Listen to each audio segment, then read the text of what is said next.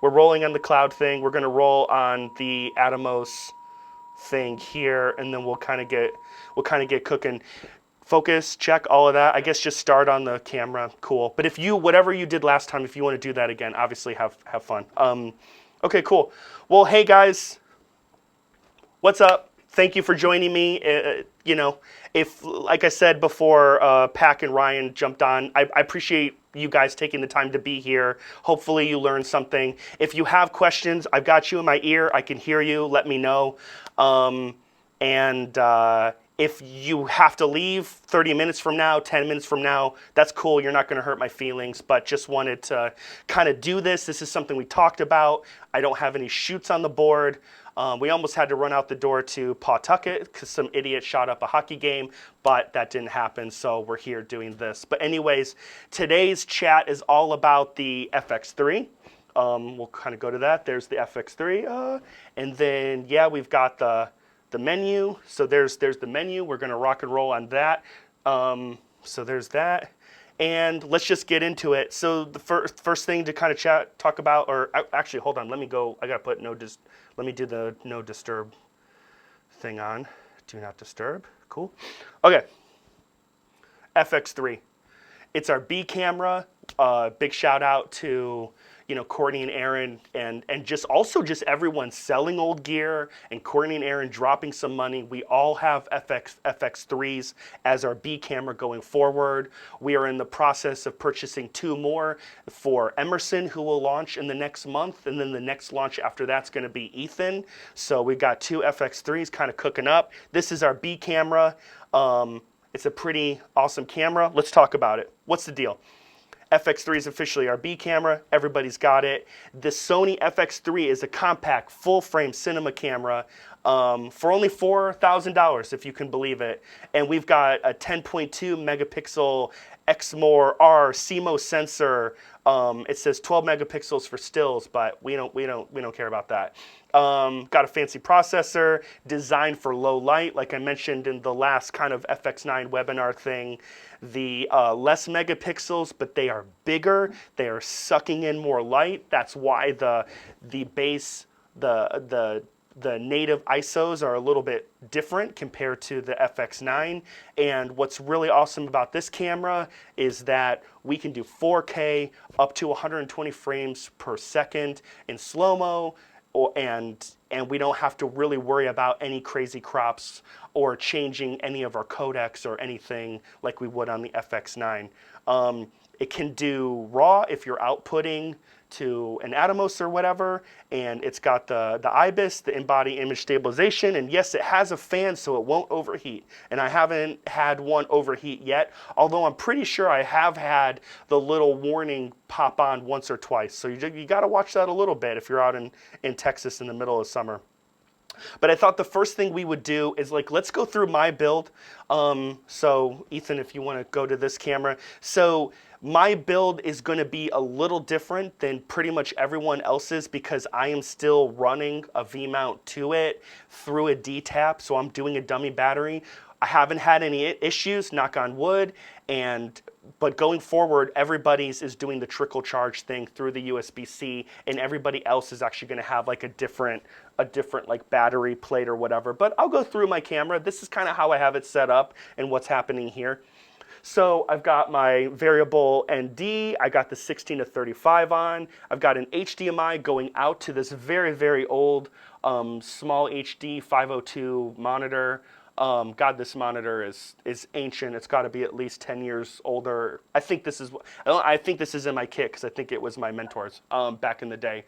But the reason this monitor is on is because it's on because it is taking that HDMI signal, throwing it into an SDI signal, and that's how it's getting to the Atomos, and that's how I can switch between all of these things. It's because they're all sending the same signal, 1080, 2398, progressive. We will get to that in a little bit. Going back to the rig, you can see the green thing is the BNC out. But I did have, I don't know, where did I put that? Hold on. I do have, okay, well, just know that there are people that do this differently, and I think the big thing I want to talk about is that to monitor multiple cameras, especially in FX9 and FX3, you're going to need something like this or a converter. And you can use your up-down converter, or there do exist, and Nate and I were just talking about this, little mini converters that are like bi-directional, which means it can go SDI to HDMI or HDMI to SDI. I have a very old one that's just HDMI to SDI, but there are little ways, and they get powered by a little USB cable, which would play nice with this small rig battery distribution plate we have right here. But there are lots of ways to get this HDMI signal to your Atomos through BNC, which is very important when you're doing multi-camera stuff, when you're doing something like this. So if you don't have one of those in your kit, if you want one of those in your kit, just reach out, especially if you find yourself in a lot of just situations where you feel like you need it. We're going to go back to the camera. Sorry, I'm talking fast. Obviously, the coffee's kicking in. XLR unit. I got dummy batteries, so I'm powering the monitor, the camera, through this V-mount battery here. It'll power it all day. Other things to note, going forward, there is a newer kind of base that has like a little LCD kind of protector thing where it can kind of slip in. So going forward, we really won't have this kind of base here with the rails. So that's something to kind of note. But other than that, I mean, that's my rig in a nutshell. Hey, Roggg. Yeah, what do you got? So when I got my FX3 kit, I think it was like in that weird in between of right after you guys stopped using the dummy battery. Okay. So when I got the kit, I'm not sure which plate I have in comparison to yours. But should I have, I don't have this, but should it be a D-tap to USB-C that I should have instead of a dummy? No. I don't have a dummy battery. I don't have anything to transfer power from the plate to the camera. You should have a USB-C to C, and you should be trickle charging the proprietary battery. That's what we're doing going forward, because Nate could jump in on this, but he bricked his camera. I mean, Nate, do you want to talk about this? What happened? Let's talk about it.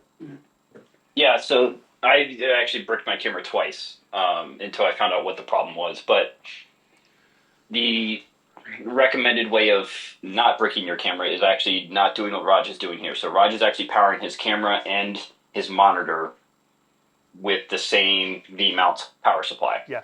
Via D-tap, right? You can see there's a little D-tap here. Sorry, I'm going to go back to the close-up camera. There's a little D-tap here because there's only one D-tap on the plate I have.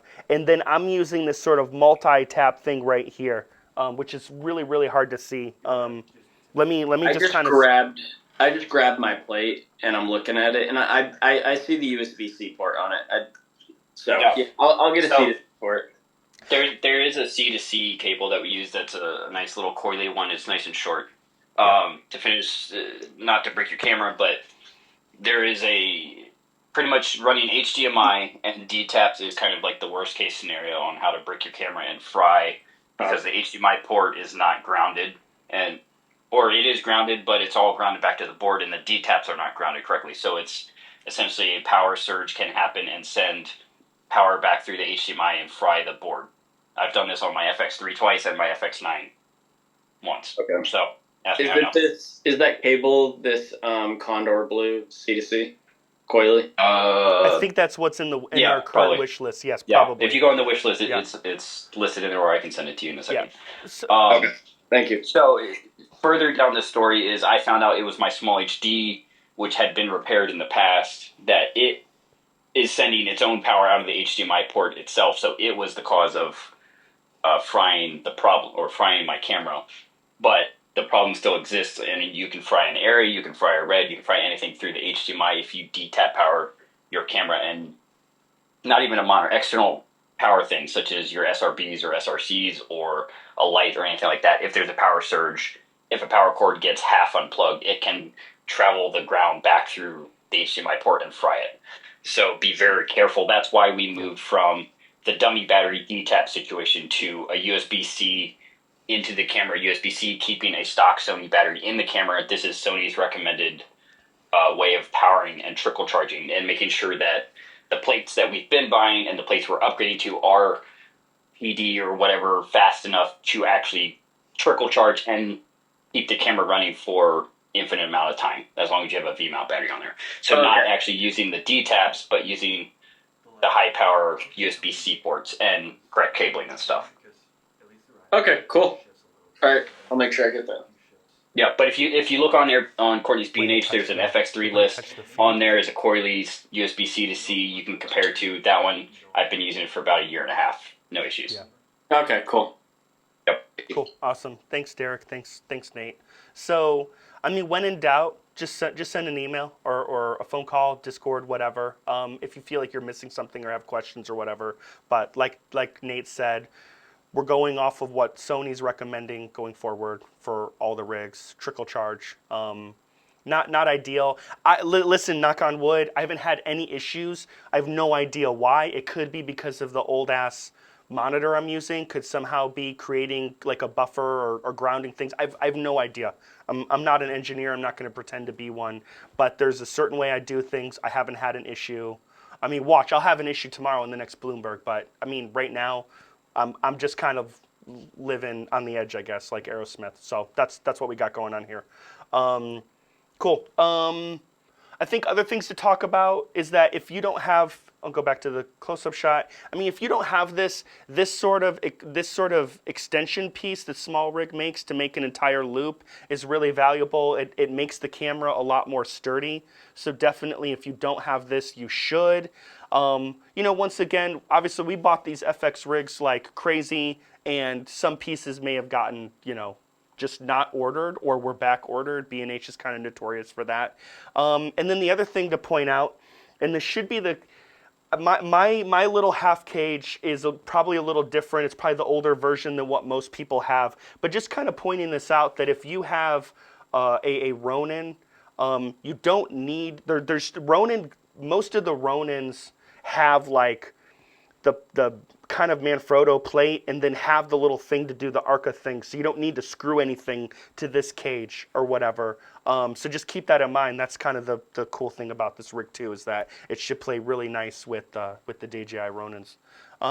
That's kind of my rig in a nutshell. If anyone has any questions on their rigs or batteries or anything, I'm all ears. Anybody got any questions, or you want to move on? Cool.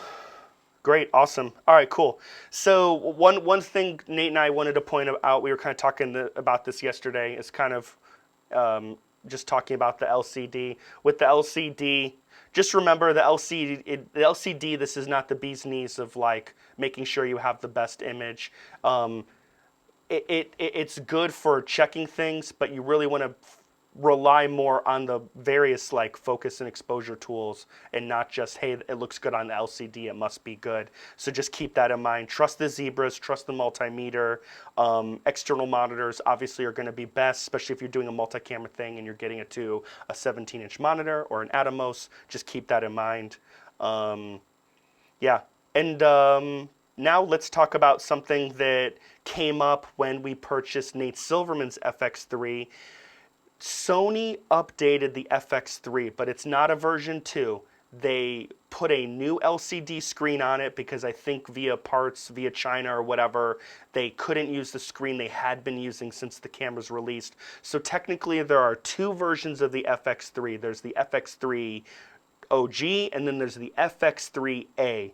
Going forward, unless you get a slightly used camera like Emerson and Ethan will get, if we purchase a brand new FX3 for you, most likely it is an FX3A. Now, why does that matter? It honestly doesn't matter for any other reason other than when Sony releases new versions of the firmware, they're going to release two versions, and the OG FX3 is going to have a different firmware version compared to the FX3A. And this kind of caught Silverman off guard, and it took us a couple minutes to kind of figure it out. So as of now, I looked this up online, the FX3A is on firmware 2.01, while the most up-to-date firmware for the FX3 is going to be 7.01. So just keep that in mind. When you're going to update your camera, oh, you hear new firmware came out, and always give new firmware a month or two, but after a couple months, you want to update it because there's a feature that, you know, is appealing to you.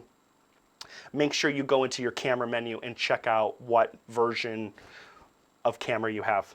So keep that in mind. Yeah, it can be a little confusing, but just check. Even if you have questions, let us know. But you can check going to the menu, and we probably could. Let's see if I can find it in here. It should be all the way down here in the suitcase. And I feel like it's going to be like probably the last thing. Let's see. Setup options. It's probably going to be all the way. Version. I think it's in, yeah, there you body. There it is. So I'm a firmware. So I'm one firmware behind because I just the last firmware I think was the Big 6. I'm not running out the door to get the Big 6 as much as I love it. And do miss it from the F5, F55 era, but I just like to chill before and just make sure everything's chill before I update it. So one day I'll update it, but right now I'm chilling on the firmware before because I'm pretty happy because I get my shutter angle, I get my DCI 4K, I get all that kind of good stuff. But there's my serial number. There's that. Yeah. Lens, okay, there's my lens. I got the 16 to 35 on. Cool. So I'm gonna go back there. So there you go. Cool. So yeah, any questions on on that? Or I'm gonna move on. I'm gonna talk about recording options. Hell yeah. All right, cool. Let's keep going. All right, recording options. Max resolution 4K DCI is what you can do. That's 4096 by 2160. So that is proper 4K. That is not the 4K that we're generally shooting in. That is not 16 by 9 4K. That is the 4K that is stretched a little bit more cinematic or whatever. And we could go into, I think the easiest thing, we'll just use this as an example. We could go to our movie settings. Oh no, we can go here. We can put it wide. I don't know if I think if I put in 4K, I don't think it's going to do anything, is it? Oh God. Yep.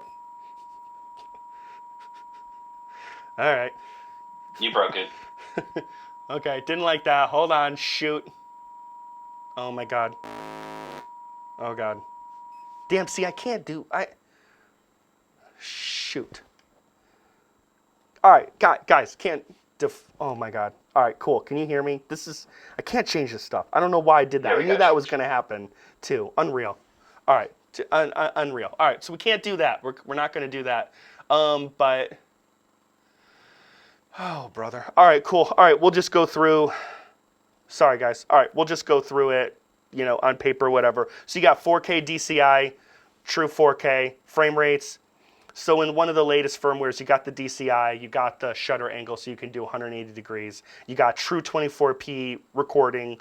And when you're shooting in DCI, you can do 24p, 2398, 25, 29, 50, and 5994. I'm pretty sure you can't do 120 in DCI. And I think I did kind of discover that. Not that I needed that for a client or anything, but I was just kind of curious.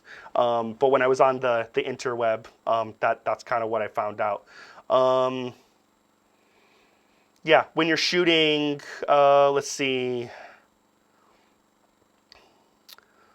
Yeah, damn. All right, hold on. Can I just take you through the different? So we've got all these different. We've got all these different recording options. Obviously, I'm not going to select any of them, or I'm going to lose you again, and the Atomos is going to be just super upset or whatever. But let's kind of talk about these codecs and kind of what these all mean. I mean, the one thing I just got to point out that I kind of love is that if you hit the trash can button, it kind of tells you kind of what it is. And so you get a little description. So let's go through them. Actually, sorry. The first thing I want to do is let me just tell you which ones I'm usually using. And what I'm usually using is that if I'm shooting 4K for a client, I'm using this one because this is the same. This is the Intra, and this is the same as what would be on the FX9 if I'm doing XAVC-I. So that's like your bread and butter, most information. Definitely roll in that if you're shooting log, unless you're in kind of an interesting scenario with by design being one of them. But that's going to give you your chunkiest files, and you just get all the information in the world. And on the flip side, if I'm doing If I'm doing a regular HD 1080, I'm gonna do that one for the same reason, because it's the XAVC-I, and that's just what that's what I'm gonna use. You've got some other options here which are going to be like more efficient and are going to take up less room on your cards or whatever, and could be really, really helpful. For instance, the one that's highlighted right now, that's usually the one that we would roll for by design. Because if you didn't, you're going to roll hundreds and hundreds of gigs, and it's going to take hours and hours to upload. But using that one is going to be a little bit more efficient. Did some tests with Danny, the editor, and we just didn't really see a difference. We've been doing that for maybe a half a year, maybe a little bit more than a year, and they seem really happy. They slap their LUT on it, and they do their thing. But yeah. And I know Jordan doesn't like how they color grade, but it is what it is. What are we gonna do? But yeah. But anyways, so there's that. But yeah. And then anyways, I got my little notes here. Let's go back to the top. So what the hell is this one here? Shoots movies in XAVC HS format. It's a mode, better compression efficiency. You can record 4K movies. All right, and my little notes are, this is H.265, so it's like a newer version to encode media, so it's gonna be more like compressed, more efficient, and hopefully you don't lose as much information with that compression. But that's essentially what that is. You get your 10-bit 422, and based on these notes, it's saying bit rates up to 280 megabytes per second. And yes, you can do slow and quick in that. Moving on, if we do the other one, we've got XAVC S 4K. What's the difference here? Well, that says it prioritizes compatibility. I think when it says that, it's talking about like computers, and maybe more computers would read that and wouldn't go crazy. But looking at my notes, the compatibility is probably also referencing the fact that that's H.264, which is an older method of compressing all this data into a file that you can read. But It's more familiar with Rec 709 space, right? yeah, well, Rec 709 can go. So Ethan's asking, hey, does that relate to Rec 709? I mean, Rec 709 can play nice with all of these if you're shooting in Rec 709. This is just an older way to just take all this information and turn it into a file. It's just a different compression method. And so I think when it says, oh, it's more compatible, I think it's, if you had like an older computer, the older computer's probably going to have an easier time reading that as opposed to 265. Can I jump in here, Please, Rod? yeah, what do you got? Please jump in here. I don't want to Yeah, talk so about this. Yeah. XAVC-S, regardless if you're in 4K or HD, that is a long GOP codec. It just stands Yeah. for group of pictures. Yes, it is. It is a long GOP. Yes, sorry, got that Yeah. in my notes too. That's And exactly then right. SI is intra-frame. Yes, That's yes. like the old Yeah, school that's what film script. Yeah, no, we taught. Yeah. We did just talk about that because we went over. If I can go back to this, we were just talking about how the ones I'm usually using are the intra. The SI, You know what I mean? The SI Yeah. as opposed to that. But yes, thank you for bringing that up. In my notes, I do have is that the S, not the SI, is long GOP. So that's going to be. So it's, you know what? It's kind of frustrating that Sony didn't label that in the same way that they label it on the FX9, because why can't it be an L, right? You know what I mean? I don't know. Jordan, do you know why they do that? No idea. Just for fun. Yeah, just for fun, pretty much. I don't know. But that's what it is. So that's where these things kind of get a little But it's confused. better space efficiency. Yes, it is. It that's what you need. totally is, and that's why for by design we're rolling on that one. Now, if you got a netbook from 2009, right, that's gonna struggle with long 100%. GOP. Most Sure stuff is. now. Yeah. I looked it up, and actually, believe it or not, H.265, I had to Google it. It came out in 2013. Did it really? Well, because I it was always know. marketed as like a newer thing, the H.265. Back then, I guess. All right, cool. So, well, I mean, but HD But I footage has hear been you. around since the 70s. You know what I mean, right? That's when it was Yeah. invented. Yeah, So I was it takes I was time. surprised too. Yeah. That's kind of interesting. But yeah, I think that's a good way. Thank you, Jordan, for making that point. If it has an SI, it's intra. If it has an S, it's long GOP, and it's going to be similar to what the FX9 is doing if you choose XAVC-L. I know. This isn't exciting. This is kind of boring. I mean, like I said a little bit before we got going here, I'm going to share all of these notes with all of this stuff spelled out. You guys can reference this, add notes if you want to, even add tips. We can kind of make this a community document after we're said and done here. But that's what all of these are. And then the only kind of odd man out is going to be this one at the bottom. That's the DCI. So that's the true, 4K. Probably not going to be using that one a whole lot. I mean, the last time I used the DCI was for a documentary maybe a year ago with Brian, some Alcohol Anonymous thing, and they wanted true, 4K DCI, all of that. So we rolled in that. And I think, funny enough, when a week before that shoe popped up, my camera hadn't been updated to the firmware to be DCI, so I needed to update my camera to do it. Yeah, so that's that. And then, of course, I tested it out and rolled on a couple clips, and the camera played nice and moved on. Cool. So that's kind of that. So that's those are all of your recording options. Obviously, every time you pick one of those, then you're going to have the ability to change the change the frame rate. You got different frame rates here. Obviously, I'm not going to pick any of these or change this. Right there, it's going to tell you what your bit rate is, if it's 422, 10-bit.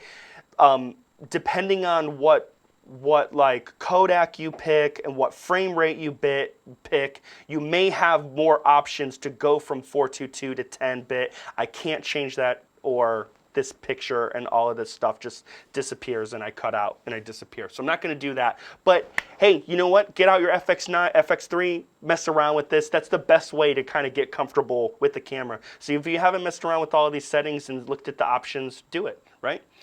All right, cool. So what else we got? So we're going to go back out and yeah, I mean, that's kind of it for recording stuff. The other thing I wanted to mention is that the FX9, I'm pointing here because these are the FX9s. The FX9s are recording in different codecs, right? But it's all getting turned into a .mxf file. The FX3, this camera here, I'll go to this shot. The FX3, oh, well, don't move it. Well, I guess you can, but like, no, this is a good shot. Okay, the FX3 does not record .mxf files. It records .mp4 files. So it's a different wrapper. This is important. I'm having flashbacks to a shoot I did, I think it was Dextro, where they specifically wanted .mp4 files. And yes, you could record on the FX9 and convert them, or you could just pick cameras that roll in .mp4s, upload those. The reason that they wanted MP4 files were because they play nicer with like Google Drive, and they probably play nicer on Dropbox and other sort of cloud systems. But that's why we did that. So something interesting to kind of point out is that you got .mp4s, and then on the FX9s, .mxf files. And if you want ProRes, I'm pointing to the Atomos below. You send your cameras to the Atomos and you record ProRes. So the Atomos is rolling right now. When I edit this all together and put a higher version out other than whatever Zoom's doing, I'll be editing ProRes. It'll play nice with Final Cut and my MacBook and all of that stuff. So that's that. So if you ever have a client that needs ProRes, you use your Atomos, your Odyssey, bada bing, bada boom. Cool. Does anyone have any questions on this stuff? Files? I'll just reiterate that like Dexerto is not the only one, but like some clients will be like, oh, we want MP4s for uploading sake or something like that. So it's like it really pay attention to like the shoot and what are you doing? Does it need to be an FX9 on the shoulder? Can it be an FX3? Is it a lockdown back of the room at a corporate conference? Are you going to be on the gimbal all day? Like, kind of analyze what the shoot is and kind of talk through the office. Be like, hey, this shoot they want MP4 H.265 or for whatever MOVs, whatever. Yep. And kind of be like, is the FX3 the best tool for the job? Is the FX9 too much? Because the client, like, you can kind of read based off their specs of like, oh, their editor's in iMovie, you know. Yeah, iMovie's just absolutely. going to freak out if you give him an FX9 footage, So it's kind of just reiterating that So part. true. I know Dexerto was the one because I think all their shoots are usually, well, they're running gun stuff. A lot of it is FX3. Their sit-down stuff's FX9 usually. Dextro, but no, I did a 4-camera FX3 shoot in Brooklyn Yeah. with all FX3s because they wanted .mp4 files. Yeah. I guess mine because the guy was walking with a hard drive, so different thing. Yep. Yeah. I mean, he walked with a. I mean, it doesn't matter. He walked away with the hard drive on us. But I mean, the point we're making is that right tool, right job. Look at the spec sheet if you get one from the client, and if you don't, these are questions you have to ask. Yeah. So just kind of keep a lookout for codecs, file wrappers, all those sorts of things. Otherwise, you're up late in Catalyst Browse doing conversions to MP4s. Yeah, which you don't want to do. I mean, if it's something simple, I mean, definitely. I'm trying to think. I definitely did that once. I had a shoot a year or so ago, and they wanted a specific thing, and I just made a decision based off of like the schedule and the day. I think it was an interview. It was a little bit of B-roll. I don't really remember anything more than that. But I looked at it and I was like, you know what? I'm going to use Catalyst afterwards because that makes sense for the workflow and what needs to happen, and that's what I did. Of course, with like the client's approval, it's all about transparency, making the right decisions based off of just what the client wants, and also what makes the most sense for you and your workflow and how much time you have and all of that stuff. So, just ask questions. You know what I mean? The other kind of quirky thing I want to mention is actually really quick to yeah, jump in. It was actually for me the last one was the volume nightcap last year. Okay. They wanted MP4 files because they were getting uploaded overnight to be turned around and edited. There you go. And we were shooting on 3 FX9s and an FX3. The FX3 no problem, but the 3 9s we had to convert. You had to convert. Interesting. Yeah. So there you go. And you at knew like that 11 p.m. at night. You knew we that in learned advance when we walked on. Yeah. Yeah. We learned that when we showed up. Oh, they were like, "Oh, we need to upload this." Got it. So yeah, that's unfortunate, but sometimes that happens. Cool. While we're talking about kind of the rig and codecs and all these sort of funky things before we move on, fun things to talk about, FX3, 4K camera, obviously, and also 1080p. When you're shooting in 4K, there is no crop mode, unlike the FX9. You can only crop in 1080, so keep that in mind. And then the other thing is, yeah, this can do slow-mo, and there are no limitations unlike the FX9.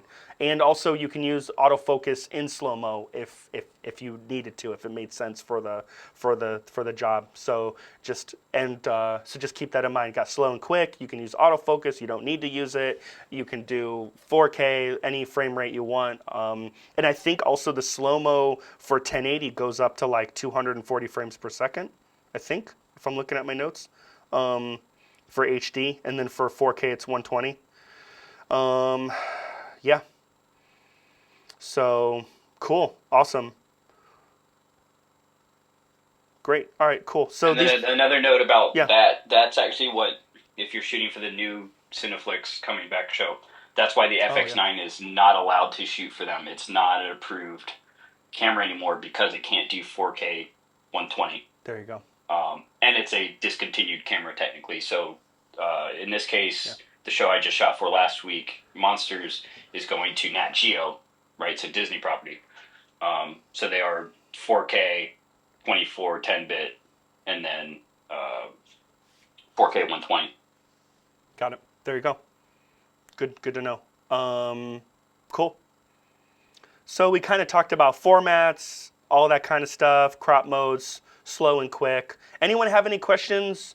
Pac, I know when you wrote your email, you were kind of curious about slow and quick. I don't know if you were on the last webinar because I think you were in Maryland or whatever. Do you have any questions you would like to ask about slow and quick? Because really, the bullet points are, because I think your question was, what's the difference between rolling 60p or going to slow and quick? And the big difference is that if I roll 4K 60p true, it's going to play back in real time. I'm going to get 60 frames per second, and I can slow it down in post, or I can use it as is. Whereas slow and quick, you are baking in the slow-mo, so you are literally recording a clip that is going to play back on an editor's timeline in slow-mo.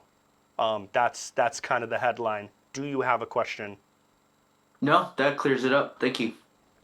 Cool, awesome. All right, easy, And easy. with S&Q, you lose sound too. That's the other thing. You do that. Yep, for sure. You lose sound. You lose. Options and flexibility. But then, at the same time, if the editor just needs a slow-mo clip of something, or even a time lapse of something, and they have a quick turnaround, or they're like, no, you do it in camera, then hey, you do it in camera. Easy.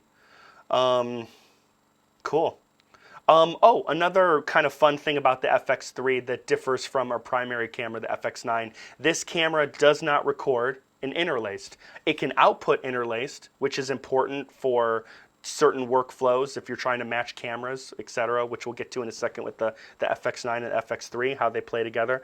But this camera does not record interlaced, and neither does the FX6. So just keep that in mind, that if for some reason, some crazy scenario, you are shooting for the Olympic Channel and they have a 2-camera shoot, and those Olympic Channel guys for the most part like interlaced. At least the last shoot we did was just 1 camera. They want it interlaced, they want it delivered as such, so we rolled on interlaced on the FX9. If it had been a 2-camera shoot, we would have had to talk to the client, and I have done this before, and be like, hey, can I give you progressive instead? I feel like 2 years ago, it might have been with Jack or Brian, I had a 2-camera Olympic Channel shoot, and I raised my hand. I'm like, hey, 1 camera can do interlaced, 1 can't. Can I give you 30 frames per second instead? And they were totally okay with that. That wasn't a big deal. So just keep that in mind. No interlaced, however, you can output interlaced.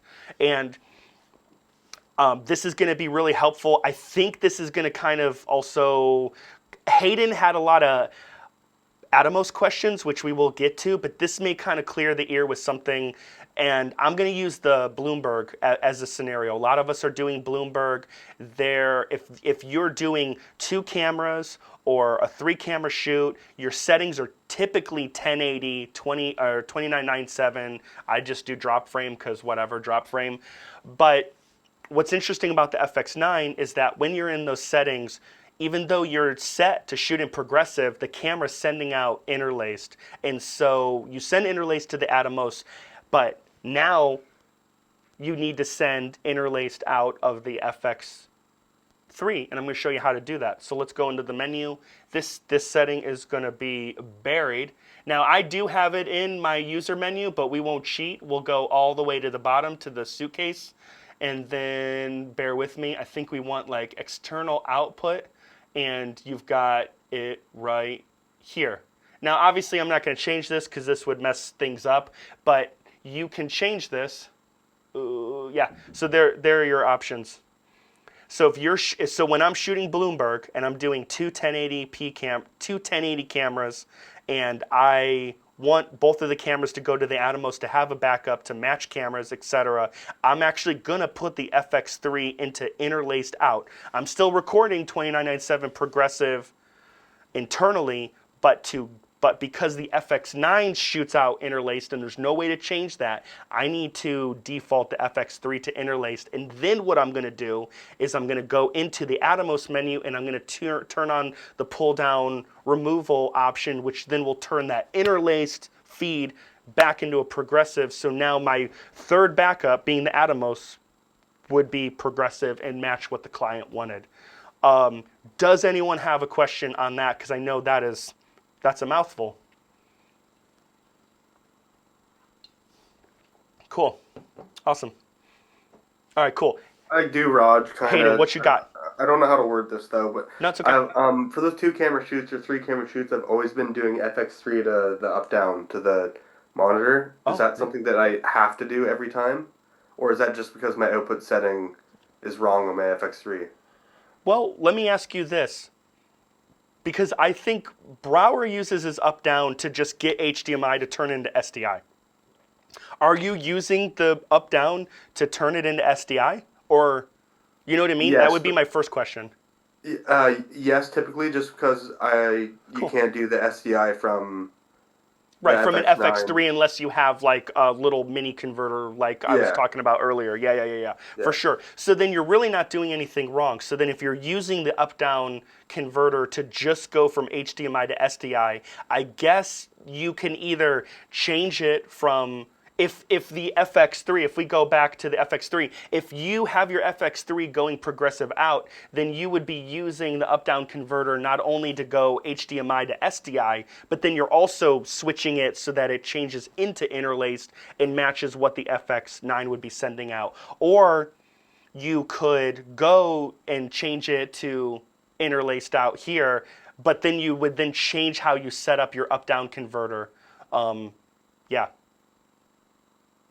Okay, yeah. Cool. I do the So no, it doesn't actually sound like you're doing anything wrong, to be honest with you. I mean, if you're getting it to the Atomos and then Well, isn't there a loop out on the up-down converter? So whatever you feed into it just spits it back out with no conversion on it. Oh, is there? So in theory, just shoot. I think it's one of the SDIs is a loop out. I don't have the up-down converter like on me, but it may have a loop out. So Hayden, if you were pulling out your up-down converter, if what Nate's saying is right, there is just a loop out that's taking it from HDMI to SDI without changing the signal or the resolution, progressive interlace, then you could go to here and just change it to I. It goes to your Atomos, and then you should then not have the mismatch on the Atomos, which I'm sure we've all seen where you're sending two different signals. You'd be sending the same signal, 1080i from FX9, FX3, and then you go in and you do the pull down, and now you're going to be recording. You'd see it up in the top left-hand corner. You'd see it go from 5994 interlaced to 2997 progressive when you turn the pull down on the Atomos. Yeah, gotcha. Cool. Yeah, When in doubt, I would always try to have the camera do the work instead of an external third-party device like Blackmagic, because Sony is going to match Sony frequencies a lot better than the Blackmagic. So if you're just using the Blackmagic to convert it to SDI as opposed to doing the signal conversion, that's going to be your best, quote-unquote, best option. But just using the loop over the conversion. Yeah. And I may be mistaken. I think I've tried. Maybe the SDI loop only does whatever you put in the SDI port. It may not do whatever you stick in the HDMI out. Okay. Interesting. It may only pass through the SDI. I can't remember. Got it. But I know I've used that before. But starting at the camera side and matching the external output there is going to be your best bet. Okay. Yeah, I usually sometimes that's the thing is I don't know if it's just working out for me sometimes, because sometimes it won't be compatible, and then I'll have to play with the up-down a bit, with the PFS setting on the up-down that the FX9 sends out. Yeah. Does that make sense? Yes, for sure. But as long as you can get the FX3 out to interlaced, it should play nice on the Atomos, Okay. But if you just want to send progressive out and then use the up-down converter to get that, then you shouldn't have an issue. There's really basically at the end of the day, there's a lot of ways to get the right signal to the Atomos. The up-down, if you're sending interlaced out of the FX3 and you run it through the up-down, it's because FX3 outputs PSF 1080i, which is not true interlaced. It still works. Yeah. The up-down doesn't convert it to true interlaced. It still uses that PSF method as well. But I would assume the Atomos would be able to interpret that because that's a little bit newer. I don't think the Odyssey does. I think the Odyssey kind of freaks out with that. Okay. Cool. Got it. So then, Jordan, what you're saying is that when you change it to 1080i here, it's doing the same thing as the FX9? I believe so. Great. Yes, because there's no actual banding or combing if you stop it, right? It's not actually there. It's just writing it. Cool. If you want to think of it as metadata, yeah. Okay. Cool. Awesome. Anyways, knowing where this is really, really helpful. You can also send out 4K, which is helpful if you need a for whatever reason, a 4K backup or needed ProRes to the to your Atomos or whatever, you could use that. Cool. And then this is what I'm using so that everyone can see the menu and can see the actual what the camera's seeing and all the good information. So if you're curious about that, that's what that is. Yeah, and then you also have the HDMI resolution here, but I don't really actually know what's different about that. So that compared one, to that. the top one, go back one menu. Yeah. The top one is for stills and playback, hence the little icons, and the HDMI output one is for video. Got it. Notice the little icons in the top there. Oh yeah. How Yeah. it's Oh, interesting. Yeah, you can see So the if you ever try to little camera play thing. back your Oh. Yeah, if you ever try to play back your footage through a live view, you need to make sure that's set to the correct thing. That's cool. That's good to know. Thank you. Because they will I yell never at really you. noticed that little icon was different and was the photo camera and not the video camera. So that's actually really cool. All right, cool. That's good to know. It's kind of dumb that it's separate, but it's something important to know if you're playing back footage via live view or feeding tape. Oh, okay. You need to make sure that's set to whatever you were shooting at, because it's not going to send. Got it. Because obviously you can't record interlaced footage, like Raj said. So it's going to spit out whatever you recorded.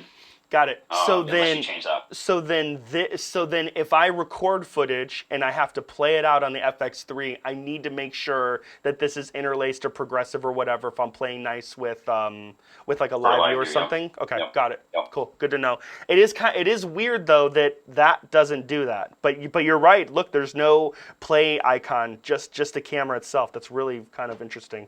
All right, cool. No, that's really good to know. I didn't realize that's what that was. There's so many settings that we can go through. Cool, but that is that. Do you want to talk about the record media during HDMI output before we move on? Or did I miss that? Say that again? No. What were you? What's up? Same menu, external output, HDMI output settings. The first option there. I'm just always paranoid about checking it. You can. Hold on. Let me back here. I don't know what you're. Yeah. Hold on. Yep. What's up? One menu down, HDMI output settings. This? Yep. Okay. And that one right there, record media during HDMI output. That one terrifies me because you can have it on HDMI only, which it'll probably I don't know what it'll do if you change it there. But basically, it will output the signal, but it won't actually record it on your cards. So I always check this before we roll when I'm doing something like that. I think you'd have to turn that off to be able to turn RAW on. So it's like the FS5. Oh, that's an FS5 thing. Oh, shit. Yeah, I remember. Yeah, I remember the FS5. Ooh, yeah, shout out to Kirby thinking he was rolling on footage and he wasn't. Ouch, that was a bad day. But that's kind of what that is. That's. I think if you can turn that off right now, Raj, and that should open up the RAW output option, I believe. Okay, I'm kind of scared. In theory. Oh, it does. I just checked it on mine. Yeah, it's so you should be that filming your screen instead of feeding it, but yeah. No, this is it's better this way, Nate. It's better this way. Okay, I got a good thing going. We're dialing in this setup. I want a top-down camera next time, Ethan. Come on, man. Oh, we could. Oh, actually, that. Well, what the fuck? Why just we listening need to top? what I'm not cooking. I'm not cooking. This isn't Food Network. Why do you need a top down? You just see my fucking Use the balding mirror. head. Like you don't need that. You know what I mean? mirror. No one needs a top down camera. Yeah. But okay, cool. So yeah, we'll go back to that. Yeah. Hayden did a don't touch top-down camera in his audio bag bit, so you got that on him. Well, Hayden. I mean, okay, cool, but yeah, but that actually kind of makes sense. Talent is very demanding today. Okay, certain lighting. I wasn't that demanding today. Is Karl raising his hand? Karl, you can just talk. Yes, I am. Sorry, there's I have a question. like a little icon at Karl's thing. It's like, Karl, just talk, man. What's up? All right. What do you Look, got? I went to college during the Zoom days, and that's what you had to do in class. So I guess I'm used to that. Cool. Thanks, Karl. Thanks for being just so nice and polite. What do you got? This setting that you guys are talking about kind of scares me. I didn't really understand what you guys were saying. So is it that it doesn't because you said something about it doesn't record. I didn't really understand that. Yeah. I think what Jordan's saying is that if this setting is off, it's gonna open up some raw output settings, and if it's set that way, it may not record anything internally. So leave that on. But the best thing to do, Karl, is that if you're not shooting today, which I know you're not because I can see your calendar, pull out your Way to call him out, FX3, Dan. pull out your FX3 and mess around with Yeah, it. I have it. Fuck around and find out, basically. So I I'm have to break turning it that on down right for now you, too. because that's a very because you said Kirby tried to record and it didn't. What's That was that an about? FS5 4K setting, and that was a very different thing, but Okay. different camera, different era, but kind of similar. So that's why it kind of came up. Yeah, Okay. yep, Cool. yeah. Good to know. But 'Cause I mean, listen, we can talk all day. I got tons of things to talk about here to help, but man, pull the camera out. You know what I mean, and mess around with it. That's what I'm really trying to convey to anybody who will listen. Is just experiment and just find out what works, what copy doesn't that. work, Copy and that. make all the mistakes. When you're kind of in the comfort of your own home is what I would recommend. But yeah, going back to this thing is keep it on. But if you want to see what it does, then don't do it on set, right? So cool. All right, cool. Thank you, Jordan. Anything else kind of related in this realm that you see? That was it, really. All right, cool. Are there any more fuck you settings? Yeah, yeah. Any more like crazy settings? Yeah, so we don't get effed up. Yeah, cool. All right, cool. I'm just kind of looking at my notes. I think we're moving on. We're talking about interlaced, talking about outputs, all this kind of good stuff. Display menu. Okay, cool. Brian, he's not on, but he had a question about this right here, this whole display stuff, what we're in. He was asking why you would turn that on or off. I mean, honestly, like most of the time, if you're using an external monitor, you'd want to see a clean, image taking up the whole 16:9 and not what we're looking at now. I mean, the only reason that's useful, in my opinion, is for what we're doing, for the purposes of looking through the menu or whatever. But Overhead cam. there may be some reasons. I guess you could put this on an external monitor. You could see all of your settings, see that you're rolling. If we go out of the menu, you'd see all of this. You'd see all of this stuff. What you would see on the LCD screen, it's just going externally to a monitor. I don't know how easy, if it would be better or worse to manual focus or judge things on here, but I mean, you could just output all this information to a viewfinder and shoot like this if you wanted to. So I guess if you had like a Zacuto viewfinder with like a that was like acting as an EVF, it might be helpful to have all of that stuff and set it up that way. But generally, yeah, sending out a clean image. That's what I'm doing because obviously, if I mean, I'm rolling on this right now, right? So, I mean, I'm not rolling on the camera, but the Atomos is rolling. So the Atomos is literally rolling on this. So you see all of the information, all the information and whatever. So if this was your third angle, you wouldn't want to roll on this. You'd want it to be a clean HDMI out, obviously, because Bloomberg's not going to be happy about seeing, timecode rolling on their picture. Cool. And same thing about sending it through the live view or anything like that. Yeah, Just making sure you're sending a for clean sure. image. Yeah, exactly. Always send a clean image when you can. I mean, but yeah, cool. All right, great. I think I'm moving on. If no one has questions about bit rates or frame rates or anything, I mean, it's all pretty self-explanatory. Just kind of go through the camera, experiment. Ask the client or us if you have a question. I'm gonna move on to like picture profiles. Let me see if I can find this in the menu. This was always one that was sort of buried for me, but I think it's in, where are picture profiles? Probably color and tone, maybe? Hey, there they are. Okay, cool. Let's talk about picture profiles. I have it on picture profile 11 because that is the default for, you guessed it, S-Cine tone. Wow, Rec 709. It's great. Cool. But there's a lot of other picture profiles that are on this camera. And the thing you should know is that you can go down to the bottom. You can change this to whatever you want it to be. I can turn this into anything, right?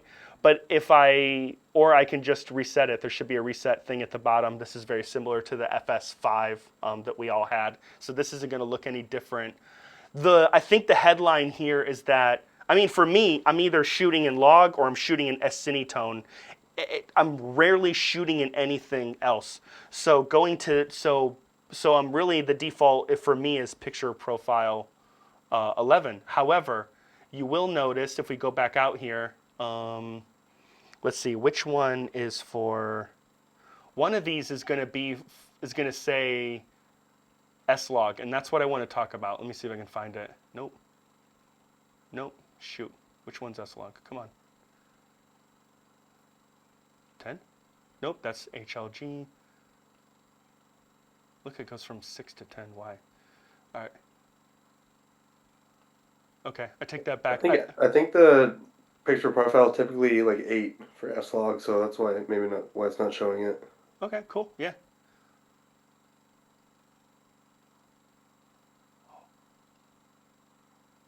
Is it color mode? I just want to. Or did they change this? No, there it is. All right, cool. So we can do that, and so you can mimic. If we go out, this should look kind of gray. Yeah, it looks a little grayer than before. You should be able to go out and into any of these picture profiles and kind of create kind of like a half-baked S-Log. But just know it's not truly. It's not S-Log. You're not shooting an S-Log. You're just shooting in a gamma curve of S-Log. It's mimicking S-Log. We've had a couple guys in the past bump their head on thinking they're shooting an S-Log on the FS5 going this route, but that's not how you want to get to S-Log. I mean, you want to go to S-Log through, well, I'm just going to go to my user menu, and we'll just do their log shooting, log, turn it on. I don't know. I mean, oh shoot, I was on the menu. I have it like, so I go to log. I mean, I've got all these user menus. They all have different things. I love my user menus. And my main one, boom, log, boom, right there. I think that kind of brings us up to the next thing is that's how you're shooting in log. You're going into Cine EI mode. Yes, there's this flexible ISO and there's this Cine EI quick. What the hell is that? Let me skip ahead. I got some notes on this. So like the Cine EI right here is acting just like the F5 would or the FX9. You are getting locked into Cine EI. You are in control of all of the settings, and your choices for native ISOs, for your two ISOs are going to be, they're going to be what? 800 and 12,800, and that's it. That's all you've got. This is the mode that everybody should be shooting in. There's really no, I don't know if I can be convinced to shoot in anything else. And the reason being is that these other modes take away control. And I mean, we want to control everything that's happening or whatever. So I'm going to switch back to this. So let's talk about it. But just for the heck of it, what does Cine EI Quick mean? It's an automatic setting in the sense that the camera automatically selects the optimal base ISO as you adjust the exposure index. So I'm translating that as though I change my ISO and the camera decides, oh, hey, you'd be better at the high base, the low base, and it's making decisions for me, which I don't like. So boo. And then I'm reading this. This is, obviously off the internet, off someone's site. I don't know if I got this off a Sony site or a Reddit thing or whatever, but they're claiming this is best for run and gun, weddings, documentaries, fast-paced situations. Yeah, sorry, don't buy it, don't do it, or you're fired. Cool. Moving on, there's some other stuff. If you want to know about this, look at this document or look it up. Then you've got the flexible ISO. So what's the difference here? It says it offers more freedom to change ISO sensitivity while shooting in S-Log3, similar to standard video recording. So how it works, you can directly adjust the ISO, but is recommended to stay near the base ISOs, whether it be 800 or 12,800. So in a nutshell, you change the ISO and you actually are affecting the exposure. Make it brighter, make it less brighter. Whereas if you're in Cine EI and you change the ISO, you're just changing metadata, and nothing's actually really happening. If you're in low and you change your ISO and make it brighter or darker, it's just a metadata thing. Your ISO is still going to get recorded at 800. Whereas if you go to the flexible ISO, that changes, and you get, I guess in some ways you get a little bit more control because you have control over changing the ISO, and you're not stuck in 800 or 12,800. But if you use this mode, your picture's not going to be as clean as it would be sticking to 800 or 12,800. So what do you do instead? You add ND. We'll go to this shot here. You add ND. You change your aperture. You change your shutter. You do something different to control your picture, and you move on and keep your base ISOs at 800 or 12,800. Yeah, any questions with that? Cine EI, anything? Does that make sense? I'm going to take a sip of coffee. That was a mouthful. Blech. Cool. I mean, it's good to know what this stuff is. Maybe you'd be in a situation where this would make sense, but I'm not touching it. Wait, so essentially, if I'm in a situation where I need more light and I'm using Cine EI, I should just go directly to 12800 and just adjust with my ND and just call it a day, right? 100%. If you're shooting in Cine EI, because you're shooting an S-Log 3 Cine Gamut, and 800's not doing it for you, and you can't add lights or lose ND or open up your aperture, and changing your shutter is not an option either, which it usually wouldn't be unless you're shooting like a sports game or whatever, and maybe it makes sense to have a faster shutter speed for soccer or football or downhill skiing. But if those options are off the table, then yes, you should be going to, and this is what I do all the time for by design. So if I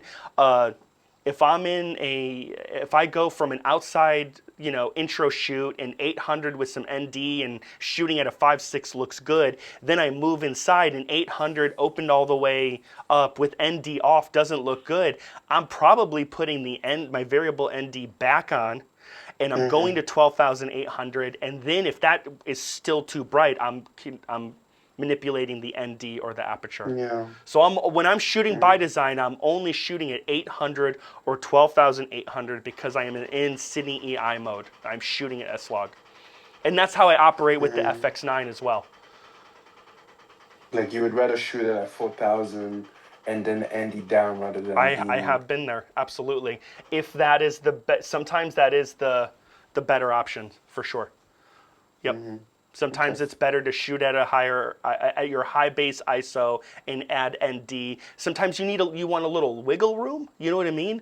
I'm sure we've all been in scenarios where we know we're going from maybe a darker situation to a lighter one, or vice versa. And so maybe it makes sense to have your higher base ISO on or your lower base ISO, and then you're just manipulating the ND instead. Or even just stopping down a little bit when you get to that brighter situation, or vice versa. Yeah. I mean, it's just all about, I'm looking at all of these shoots. I mean, it's all about strategy and planning and anticipation. You know what I mean? Part of our job is trying to predict the future in the sense of what we'll need next. If we're shooting in artistes, right, and they're painting inside, and we know they might go inside or vice versa, we kind of have to be ready for everything, And it all starts with me telling the producer, you want to go from this environment to this environment, and you don't want me to stop recording? Well, you should know I'm going to be adjusting things in this window. So if this window is important to you, then whatever is being talked about in this window where I need to adjust something needs to happen before or after. And I've been in situations like that, and of course some of them have been by design. But I'm just talking to my producer, and I'm just telling him this is what I can do. You know what I mean? Yeah. Yep. But yeah. Any other questions, Karl, with any of this, or anybody? No? Okay, cool. Awesome. I mean, we can go back to, so here's Cine EI, great, cool. We can go back to picture profiles and just kind of go through what is there, because maybe you might want to use one of these at some point. Obviously, picture profile 11 as Cinetone. This is probably what you're using all the time. There are lots of other options. Maybe, well, you can also turn it off. But I mean, listen, I mean, these picture profiles, in a lot of ways, I kind of look at this as maybe picture profile off. That's for me, that's how I shoot pictures when I'm shooting with my A7 IV. You know what I mean? Yeah. But anyways, I mean, we got different options. We got a movie setting here, whatever that means, a still recommendation. And you can see them change. There's your ITU. Oh, sorry. There's your ITU 709. So that looks like that's kind of probably your standard 709 baked in look. Maybe this picture profile, if we had an F5 or we compared it to an FX9 in standard 5 or standard 6, maybe that would match pretty well. Maybe better than S Cinetone. I have no idea. What do we got here? Another ITU, but with the 709 matrix. And like, once again, you can go in here, you can change any of this to anything. Best thing to do is just mess around with what they do. And maybe you'll find something you like, you know?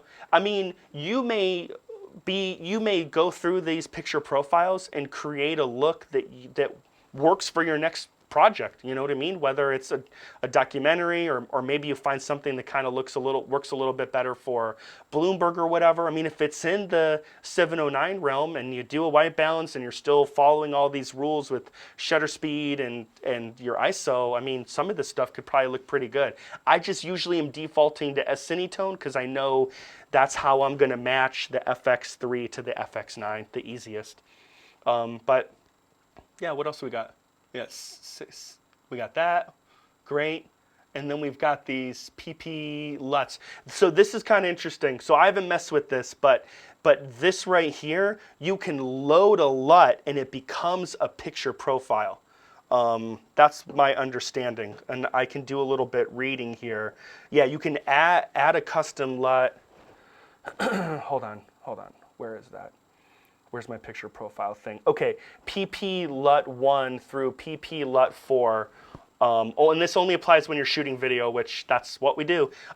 Shoots and records movies with a user LUT applied. So if you were like, and we'll go over how to load a LUT, but and then actually, hold on, can we change? Can I add a LUT? Well, let's see. Can I add? I mean, I do have. So I've got a LUT here, so we could import this one right here, and theoretically that would be that. So there you go. So that's with a LUT on. Doesn't look great. LOL. But whatever. Anyways, you could do that. But we could jump in. We can manage user LUTs because I did import a couple. Hold on. We can import media. So I got some LUTs in here. Hey, here's this LUT from Dark Side. Oh, sorry, you're not looking at this. Let me show you what I did. Hold on. I feel like this is actually somewhat useful. Okay, cool. So if you want to add a LUT, and this would apply if you want to add a LUT over while you're shooting in Cine EI, or if you just like the way this LUT works, you can add this and make this into a picture profile. You are going to go to this menu, so exposure, color tone, manage user LUTs, import it. Now, I added this as like a test earlier today when Ethan was setting up, but all you're gonna do is format your card, pull it out, put it on your computer, and drag whatever LUT you want. It would be a .cube file to the LUT folder, which is in the Pro folder. There's like a little file structure. It is on a CFast Express card, it's the Sony menu to the Pro menu to the LUT. If you have an SD card, it's private Sony Pro LUT. That's the file structure to get there. But you can drag any .cube file to this LUT folder, throw it in the camera, and then you can go here. And you've got all these options. What we got? 16. We got 16 slots for just LUTs. Cool. Whether we want to use them as a picture profile or traditionally as a LUT. You go here, go to media. I know it's on slot 1. Let's say I'm shooting for the Dark Side, and I got in a time machine, and this is 2 years ago. I select this, bada bing, bada boom, add this. It's working, it's doing its thing. Now user 2 has this LUT. So now what I should be able to do, go out of here, go up to picture profile, go down to, I don't know, let's just say this one, and I should be able to load this LUT, and now I am shooting in a picture profile that mimics the LUT that we used to light and shoot for Dark Side a couple years ago.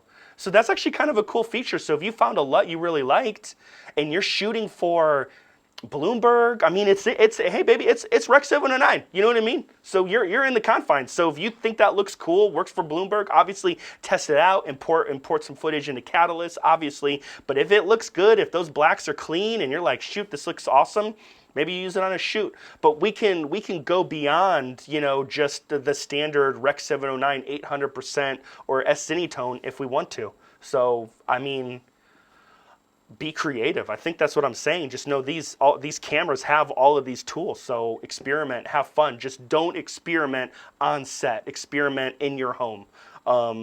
Cool. Any questions? That was actually kind of, see, that was fun. That's way better than talking about Codecs and shit. I actually feel like that was something useful. Anybody got anything?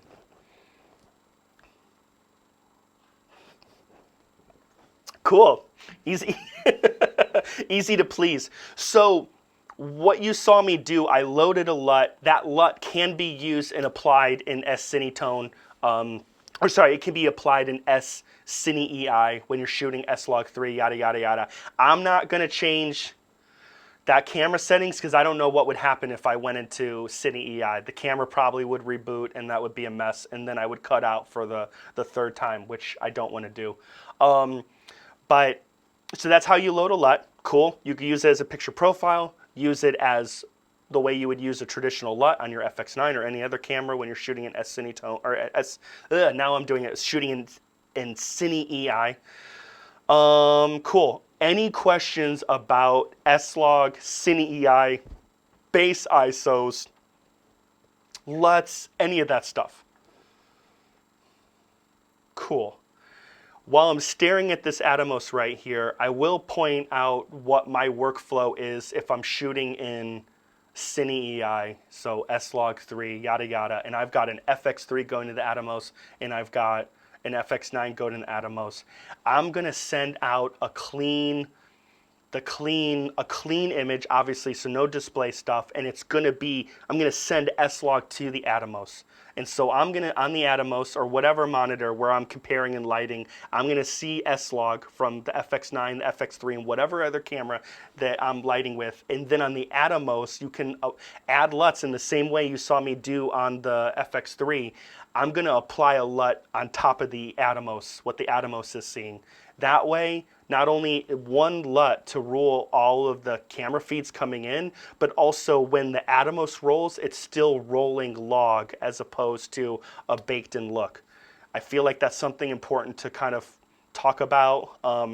I really will do, Nate and I, we will try to do an Atomos Odyssey kind of specific video, but through these little webinars, there's gonna be tidbits on where the Atomos or the Odyssey is helpful. And the Odyssey would work the same way. If you're sending multiple feeds, you can apply a LUT or add a LUT via the Odyssey and apply it and still roll on S-Log internally for the backup. Yeah, cool. All right, sweet. All right, I'm moving on. I think before I get into like white balance and color adjustments, I'm gonna go switch back here. I'm gonna go through all of my user menus and why are they set up the way they are. I'm gonna talk about my workflow. I think there were a couple people that just generally wanted to know, how's your camera set up? Do you have user menus? What are your assignable buttons doing? You know, how do they help you be more efficient? So that's this section. How am I efficient? Well, I'm efficient with this user menu. This is my jam. I love the user menu. I've got 6 custom user menus, and they all are designed for just making my life really easy because as you can see, this menu, there's just tons of stuff. Tons of stuff. All right, so let's get into it. Menu number 1, formatting cards. Super, super easy. Gotta love it.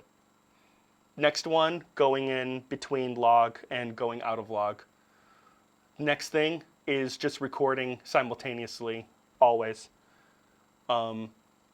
Movie settings, so this is where your frame rate's going to be, and then if you have the option, your bit rates, 422, 420, 10-bit, 8-bit, whatever's going to be here. We went over this earlier, but this is how I easily change from 4K to 1080, DCI, am I shooting intra, and am I shooting long GOP? That's what I'm doing here. And then this is where my slow and quick settings are going to be. Yeah, I've got my record frame rate, and I've got my slow and quick frame rate. I'm in 1080, so I can go up to 240 frames. Theoretically, if I was shooting 23.98, I would change that. I'm not going to change anything because, for obvious reasons, I don't want to mess this up. And then you're going to have options here, possibly depending on what your frame rate is and how many frames you're recording within your frame rate. Yeah. And then don't forget, you got this nice trash can thing here, and it's going to tell you what this is. So hey, that sets the shooting frame rate. Cool. And what's this do? Sets the frame rate of the slow and quick motion movie. Fantastic. Cool. Moving on. So that's menu number 1. That's kind of like the menu I'm probably going to the most. Here's menu number 2. Let's see what we got.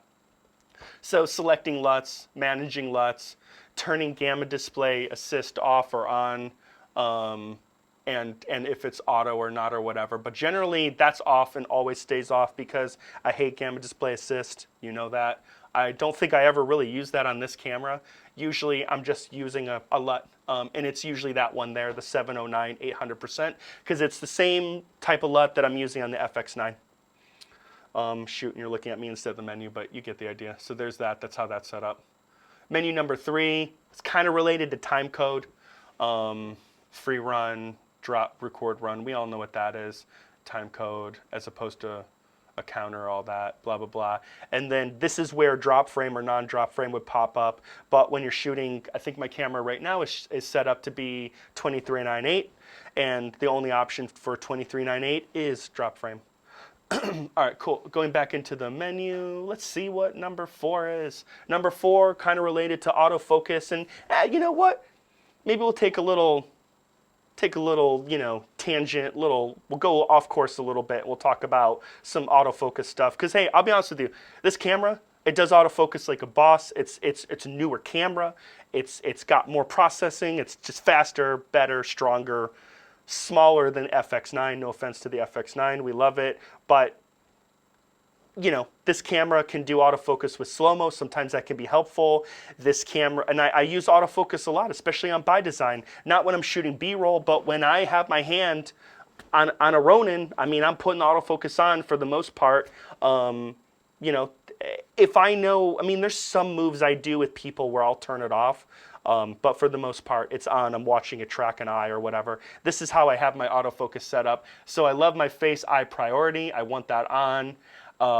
Generally, shooting humans, filming humans, not shooting humans. So I got my human option on as opposed to animal. But animal would be like a dog or a cat, might read it pretty well. The newer like alpha line cameras, you can pick different subjects. It'll be even more elaborate than the human or the animal, but works pretty well. I kind of love this feature. This feature's kind of cool because like if I got my camera set up right, so if my FX3 is right here and my subject's looking this way, then I would want the left eye in focus, so I can just go here and I can tell it, hey, I want you to focus on the left eye, and vice versa. If I was, flipping for a different interview and now they're looking this way and I want the right eye to be traditionally in focus, I can switch to that. So I actually kind of like that feature. And now I'm blanking. I don't know if this is an option on the FX9. Could be. If anybody wants to tell me it is or isn't, go for it, but might be an option. But anyways, that's kind of cool. So I like that. And then if I go out, and then I'm a big fan of this. Shout out to Karl. When I was working with Karl a couple days ago for a volume shoot, I think I turned this shit on his camera because it wasn't coming on, but I love seeing the box and the eye. Yeah, it's just, I want to see it working and doing its thing. It's kind of weird to me that you can turn it off because I want to, then how do you know? You know what I mean? How do you know what your camera's doing if this isn't on? I don't even know why that's an option, but there we go. I always keep it on. I like to see the box in the eye. I like to know that my camera's trying to focus on my interview subject or somebody walking or whatever I'm doing. So those are kind of the only autofocus settings that I have in this menu that I constantly go back and use. When we get to assignable buttons on the camera, I'll show you the most important button I changed on this camera is button number 5. And I will get to that, but we'll go back to the user menu. Cool. All right, user menu. What do we got next? File settings. Love this because I'm gonna, change my camera ID, my real number, what the position is. I change the stuff all the time. I think this is really important. I always try to get in the habit of when I'm prepping for my next shoot to format cards, obviously, but also reset the reels. So if this is the B camera, I will change this to the B camera. When I get there, if this camera's on the left side or the right side of A, I might even go here and change this. This is just something that I do. Is anyone looking at this? Does anyone care? I don't know. Someone might care. I care. I care. All right, cool. So I'm going back into this. So this is helpful. Volume settings. This is sort of something I think is helpful to talk about. This is the volume setting on your headphones. When I'm shooting by design, almost like I keep it at 8. I want it right in the middle. This sounds silly to say, but if you are monitoring audio and your headphone volume is too low or too high and you're not paying attention to the little bitty wave, audio meters bouncing in the left corner, you can drastically record your audio very low or very high and not even know it if your headphones are too loud or too quiet. So I always just keep it in the middle, and then I do try to pay attention to the little meters in the top corner. So keep an eye out for that. So there you go. There's that. This is really helpful for by design. This has kind of gone over with by design in the FX3 DJI video. This is a really crucial setting because this setting is what's going to take you from recording 2 channels to, or no, sorry, this is just monitoring, but this is important. This is important. When you have 4 people on camera for by design, you've got to change it to this setting so that you can hear all 4 channels, and then all it means is that your odd number channels are going to be in your left ear, and your even number channels are going to be in your right ear. So there you go. There's that. Audio signals off. This is kind of a funny thing. This turns off the beeping sounds on your camera. So when you got this camera out of the box, most likely you press record for the first time and it goes blah, that's fucking terrible. But I turned that off because that drives me nuts. It probably took me 30 minutes to figure out where that was, but now it is off. And yeah, so that's that. And then this is where you go from recording 2 channels to 4 channels. This is what I was talking about a minute ago. This is what's gone over in great detail in the other video. You got to switch to that to get the 4 inputs, to get the 4 channels for by design or anybody else that wants 4 channels going to the FX3 when you're shooting one-man band. So thoughts and prayers. All right, cool. So we're going there. Last menu item is the stuff we kind of went over earlier. This is where my output stuff is for going from interlaced to progressive, and then down here at the end is when obviously I'm not gonna press that, but that's how I'm switching between NTSC and PAL, because right now if we were to go to our frame rates, which are here, you're gonna notice we don't have the option to go to 25p or 50p like we would on the FX9. And that's because we need to put the camera into PAL mode to get those options, and then those frame rates will go away and the PAL frame rates will pop up. So that's what that is. So if you haven't shot PAL yet on the FX3, now you know where that is, and I highly recommend putting it in a user file or a user menu because it's buried. And I know everyone's probably dying to know. You're dying to know, where is this? I'll show you. Don't worry. Here it is. So you got to go. It's suitcase. Suitcase when in doubt. suitcase, area, boom. Actually, that one's kind of easy. That was at the top, area. So there you go, boom. There you go. So that's where that is. Cool. That's my user stuff. So now, Ethan, if you want to focus in, I'll go over like what my assignable buttons are, and I'm going to go back to the menu. And let's go to, I believe it's also in the suitcase, but let's go to Operation Custom, and this is where you can customize your the user buttons and some of the dials. And let's see, we have a total of, how many user buttons do we have? I see 1, 2, 3, 4, 5, maybe 5. What number? 6. So 6 is right here. 5 out of the box is going to be your focus mag. Yeah. So let me see if I can turn the camera. So 5, and I feel like, let's start with 5. So 5 is right there, and are you in focus? I'm going to go to the shot. All right, so 5 is right there, and out of the box, it's your focus mag, and honestly, I hate it. I mean, I don't want to, hey, no offense to people that like to magnify into stuff. I don't want to do that.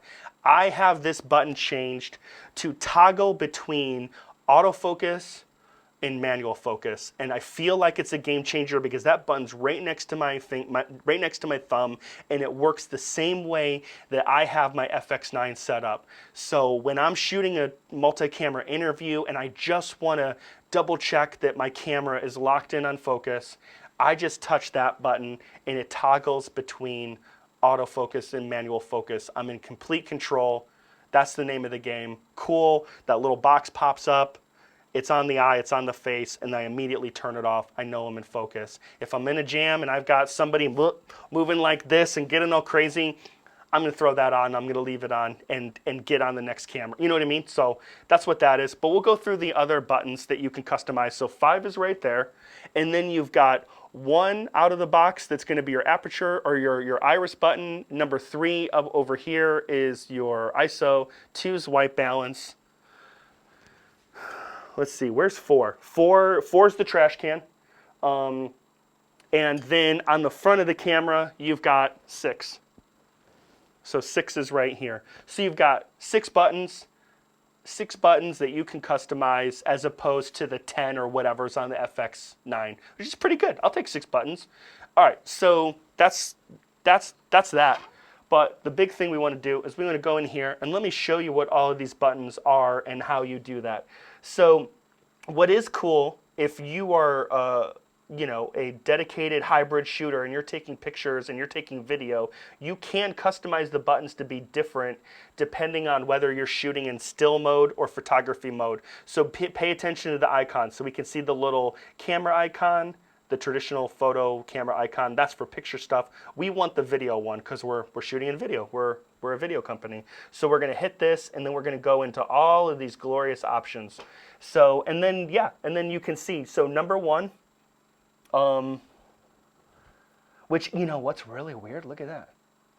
It says it's number 1, but on the thing it's 5. This threw me off when I was switching this on Karl's camera really quick, because I'm like, luckily it highlights it. Literally there's a number 5 painted on the back of my camera for that button. But here it says it's 1. Cool, it's highlighted. You'll figure it out. So that's my AF manual focus selector. And then number 2 is the trash can button, which it's on the camera body itself. It says it's number 4, custom button 4. Oh, look, and it says it's custom, but actually says it's custom button 4 here. All right, cool. I mean, could not be more confusing, but I guess it's just the order that it's doing, but at least it tells you what the number is. So I use the trash can button to switch between a LUT being on and a LUT being off. So that's cool. And then number 3 is that center button. Now that's not a labeled user button, but I have that button to be a fast way to get into my menu. And I love that. I think that's cool as hell. And then number 4, and these are all to make things super fast. Number 4, never changed it. Number 4, shout out to the OG zebras. I'm zebras all the way. Boom, getting the zebras. Number 5, which is peaking. So that's the peaking button. Out of the box, it would be set to peaking. Sometimes you want to turn peaking off. Sometimes you want it on. Great, I use that. And then the final button is number 6, and that's the playback button. Although, or wait, no, sorry. Actually, no, it's not. It's the shutter. Cool, which really rarely mess with, but it's not even a button. It's the dial has little buttons. So if it's like a D-pad, so if you think of this dial thingy as like a D-pad on a video game controller, the down button would be this, and you can control it to be anything. Oh, look, it says down button right there. That's cool. Hey, good job, Sony. So that's those buttons. And like here, I'll just change one. All right, let's say I don't want that to be that. I just go there and listen, look at, I can make it anything, man. Anything. It's crazy. I can change that to my transition speed. I could have it start streaming. I don't know what that is. I mean, I can make it a playback button. I can make it a movie button. What else can I do? I mean, it's nuts. Like the options are wild. And we could probably go here. Look, I can use it to put gamma displays on. I can, hey, if I just randomly want to hear my camera talk to me, I can have that button be my audio signal, so it beeps at me when I want to. I mean, sky's the limit, but you literally have like, you have unlimited options. You have it be your crop button. I think I actually have number 6 is my crop thing. But anyways, or you can just cancel that. Okay, cool. So that's that. I'm going to keep going unless anybody has any questions. I think this is kind of cool. I mean, this is an evolution, out of the box. How am I working with this camera over the years? And these buttons have slowly switched to whatever made the most sense as to what I'm doing. But I'm going to go back to here. And then now you got this little top-down thing. And so we can customize that to whatever that is. L press AV, auto, AV, okay, yeah. So there's that white balance. So that's what that is out of the box. Yeah, so number 3, my ISO. So when I'm shooting in log, that'll switch between my 800 and 12,800, which I think is really helpful. So really easy way to go between your native ISOs, which I use all the time for by design, as we were talking about earlier. I mean, I can select a LUT there, and number 5, that's your record button. So, which is set to record, but you could change it. We could change it to anything we want, which is cool. All right, cool. Then we got the front button. Like I said before, this button at the front, the custom button number 6, is going to toggle between Super 35 and full frame, which as I mentioned earlier, you could only really use that if you were shooting 1080, so keep that in mind, but that's still kind of cool. And then if we go here, this is kind of cool. I love this. And let's see, do I have that button? Yeah, okay, cool. So what's cool about that is that this button right here, and I'll go to a close-up in a second, this button right here is a customizable button. And if you're holding your camera, you could use that to be a focus hold button, and I think that's what I have it set as. So it's the focus hold button, that's what it's called. I have it set to be the AF/MF toggle selector thing, but it's this button right here, and a lot of lenses have this button. I mean, not the 28 to 135, but the 100 to 400 has it. The 16 to 35 is on right now. But there's other lenses out there that will have that custom button. It's cool. You can literally, you could have that be your zebra button. You know what I mean? You could have that be anything. Let's see. I mean, if you want to turn zebras on or off, you could have that be your focus assistant button. Hey, if you want to put if you're a magnifier kind of person, no judgment. There you go. You could put it right there. You could throw peaking on. I mean, it's just wild, the customization. And it's kind of, I mean, if you look at it, it's kind of easy to do. It is kind of nice how you got your little map here and it tells you what it is and then you do it. And then finally, we've got our dials. So number 1, I have that as my shutter speed. I mean, the reason I have that is because, back in the day, you're shooting on a 5D, that's going to be your shutter button, and I just am used to that. So that dial right there, which if let's see, Ethan, can I get the, yeah, you got that in focus? Boom. So this dial right here has just always traditionally been the dial I use for shutter speed. So there you go. I use that for shutter speed.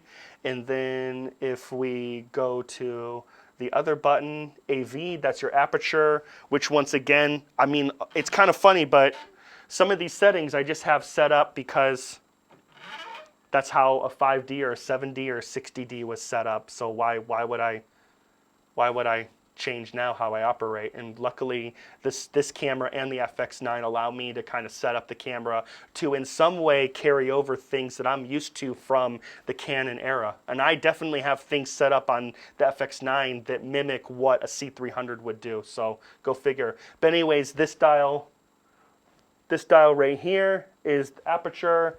And then the final one, if I can go to it, is the ISO. So the main kind of wheel, which Ethan's got, let's see, he's got that in focus. The main wheel here is what I'm using to control the ISO if I need to change the ISO really quickly.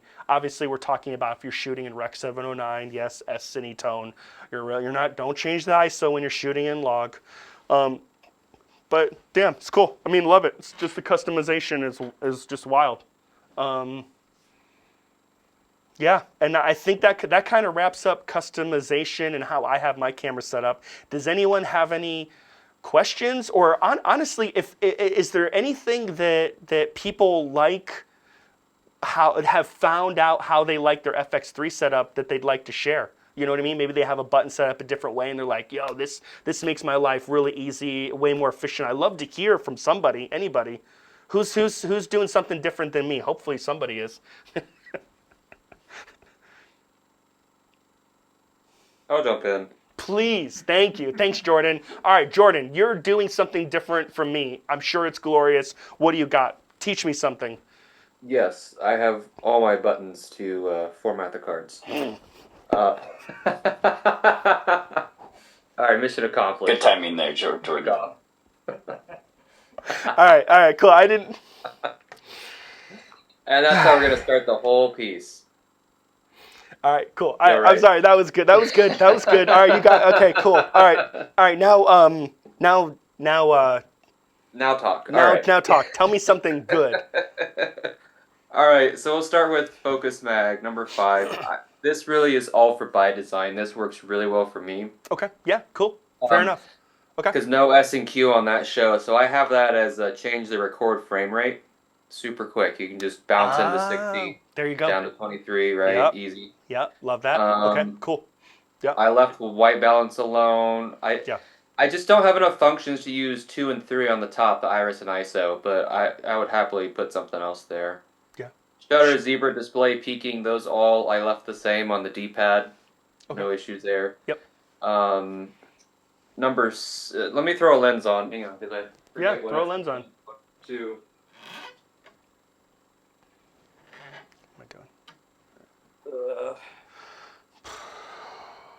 All right. The idea, like having one of these be to change your frame rate's pretty damn good idea, especially for by design. So I like that. I think that's a good. It's super efficient. My other favorite is button 6, the record button. Changes your base. Wait, what button? What button changes your base? On the front of the camera, button 6.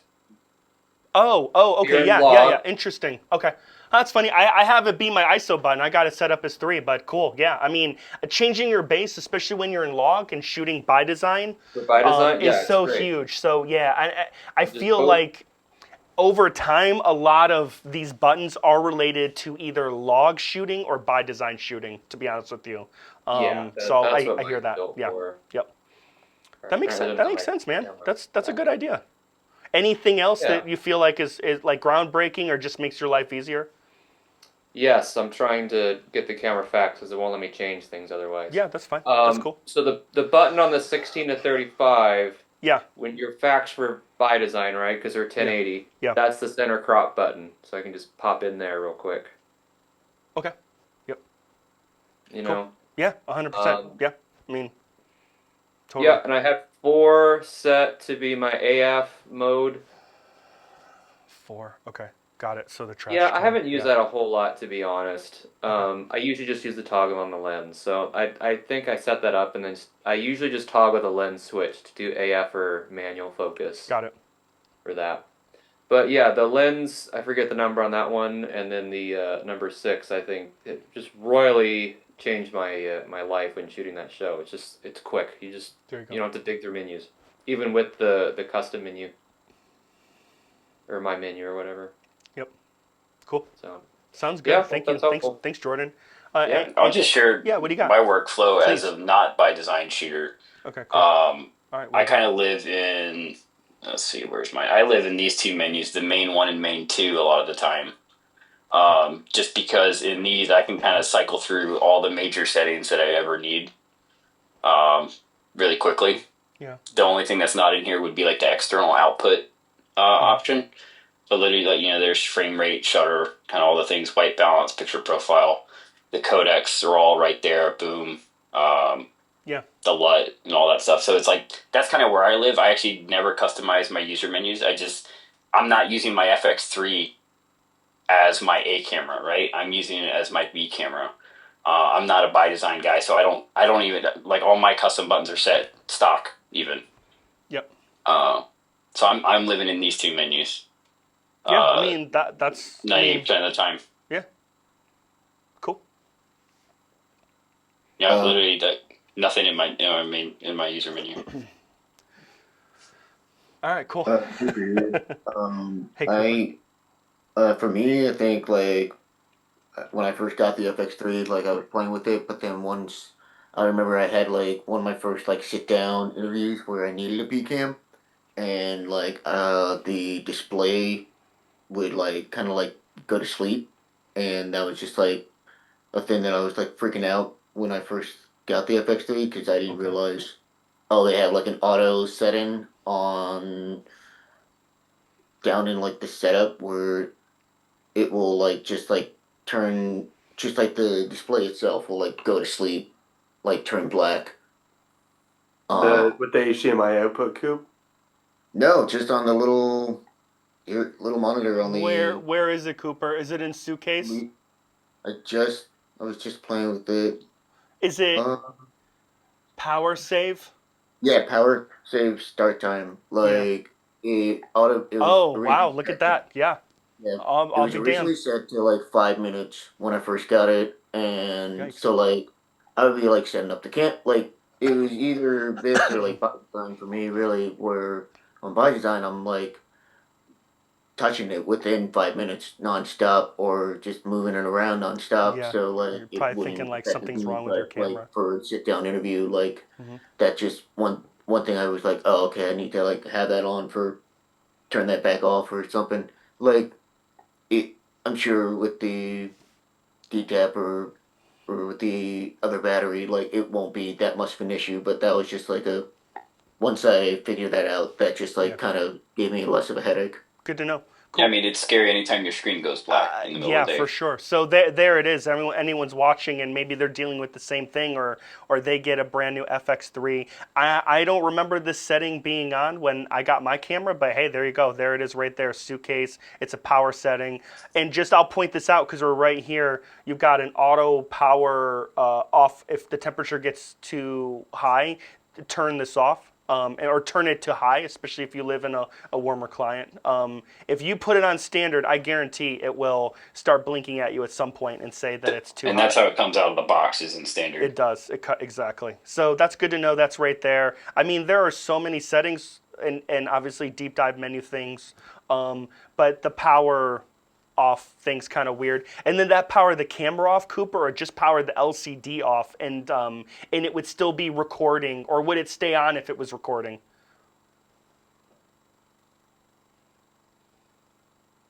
Because I'm kind of curious about that. You know what I mean? But like, I've got mine that way. I just haven't turned it off. I'm almost positive the second you hit record, it doesn't turn off. Got it. It's only when the camera's like in like standby. Yeah. Got it. So it's in standby. Hey, you're not using me. I'm going to. Is it like the GoPro where you just like tap it to wake it up, or is it actually like you get a power cycle? If the easiest way to if you just like tap the shutter button, Okay. like the photo shutter button. That's the easiest way that I Okay. found. Got it. Cool. Got it. Yeah, that was like the same thing for me. It was just like, oh, okay. I just like press menu or something, but that was just like it. Honestly, it was just like a thing of like I would rather just have it off just because I just want to be able to like walk away and walk and come back and like just check the LCD. But yeah, I guess that's all. Good to know. Awesome. Cool. Anybody else got it? I mean, just because we're talking about weird things, I mean, we've all had FX3s for a bit now. Anybody else just have a weird thing that happened that they want to share? If not, I'm moving on to Timecode, but I'm all ears because that's kind of just interesting. Anybody else? No? Okay, cool. All right, we're going to talk about Timecode for a second. Here are all of the options. I mean, the big thing to point out is that if we go here, to jam time code, you're going into the what is it? The little like USB thing. The Sony multi-port. Oh, is it the Sony multi-port? Oh, it is the Sony multi-port. So it's that port at the bottom, Ethan. I don't know if you can see it. I'm going to kind of wiggle it right there. Sony multi-port right here, and everyone. I'm a little scared to say this. Everyone should have two ways to jam time code to their FX3. If you watch this video and you don't have this, you have the approval to get this cable, but everyone should have gotten an FX3 and they should have gotten the multi-port, and then it's got the big barrel and it goes directly to a BNC. So it's going to almost look like, obviously, the spigot on the back of an F5 or FX9. That's one way you can jam time code, but you should also have a cable where it's multi-port and it goes directly to the little mini jack that would go into a tentacle. Everyone should have two ways to jam time code, because at some point, it might not be today, it might not be tomorrow, it might be 5 years from now, that cable's probably going to mess up on you, and it's going to be good to have a backup. And obviously time code is really important when you're jamming multiple cameras or recording to a bag and you've got to sync up stuff. So yeah, if you don't have both of those cables and you kind of missed that boat or whatever, went under the radar, please let us know. Kind of obviously just in, I just in did an the links email. in the chat there. Yeah. Okay, you're putting a link in the chat? Is that what you said? Yep. All right, cool. Yep, for Nate's both. going to put a link in the chat. The cable, I don't think, how much is the cable, Nate? Do you know? Like, The tentacle one's $23. The other one's $70. Yeah. The BNC one. Everyone should have the $70 BNC one already. If you don't have the tentacle, pick that up. Just go get it. Cool. Awesome. If you have questions, just email @gear and we'll be happy to help you out. But that cable, obviously really helpful, super crucial. Although it's funny, I was just talking to audio guys, like, time code doesn't matter anymore. You can sync it up and post in 2 seconds. Like, Alberto was saying that. Oh. Yeah, like it's more and more audio guys are like time code's just not important, which is like, okay, cool. Well, I think it's important. We're That still means gonna. they can't bill for it anymore. Yeah, so That's probably why he's saying that. yeah, but anyways, I mean, we're still going to kind of follow our workflow and the things we've been taught, and we'll still continue to jam our cameras and follow time code and all of that. But if you're in a pinch, it's very easy to sync stuff up with Adobe and Final Cut and all that, as long as there's audio, or you do this. Cool. All right, I'm going to move on and go back to Question. question. Cooper, what do you got? Should we have a tentacle for each, the FX3 and the FX9, like 2 tentacles in our kit, or You should. just It's have like at least one? So that's a great question, Cooper. Standard for our kit is everyone should have 2 tentacles, and how you choose to use them is up to you. You can have one be the master and have it live on your bag and send time code to your mixer, or you can have the bag be the master and have 2 tentacles that can live on your cameras. Yeah. Okay, noted. I only have one. Yeah, You only have one? Everyone should have 2. You got to have 2. Okay. Because we Noted. have 2 cameras. So like most people will just have the tentacles, they jam them with the you know, the cable going out of the mixer, they get jammed, you hook them on your camera, you leave them on there, you forget about them, you're good to go. Bada bing, bada boom. I like to do where one's a master and then I just switch. I'll be honest with you, I have three. Okay, sorry. Yeah. So I know, I'm special. Then in that case, Special. Roggg, I'm not send an giving you email. mine, Derek. No, just kidding. No, I was saying in that case, I'll send an email to Gear Chat, also with the Quaisly cable that I mentioned earlier, just to let you guys know that that's Cool. Please. Probably what we'll do, Derek, is just buy a 2-pack and then just you take one and send one to Cooper. That's why you guys have one. Is we've bought 2-packs when we first switched to Tentacles because we didn't know they were going to be the thing to go to, and then that was 5-6 years ago. So that's why. Sorry, you've had one for this long. So if you're watching this, everyone should have two. If you don't have two, email Gear. Derek, please email us, blah, blah, blah. And then like Nate's saying, we'll split it up. We'll get one. Because why? How many did Cooper have? He had one. He had one? Oh, shoot. Well, then there you go. Then yeah, Cooper, I'll order it since I'm ordering other stuff anyways, and I'll send mine to you. Sweet. Cool. And then with that said, I mean, you might want to coordinate because you might want a mini to BNCs, you know, 2 of them. You probably only have 1 of them in your kit. You know what I mean? Yeah. I think it comes with those cables, but like, you know, we'll figure it out. We'll figure it out off camera or whatever. But cool. Yeah, Right. sounds great. Amazing. Cool. Anything else? Anybody? Timecode questions. Cool. Awesome.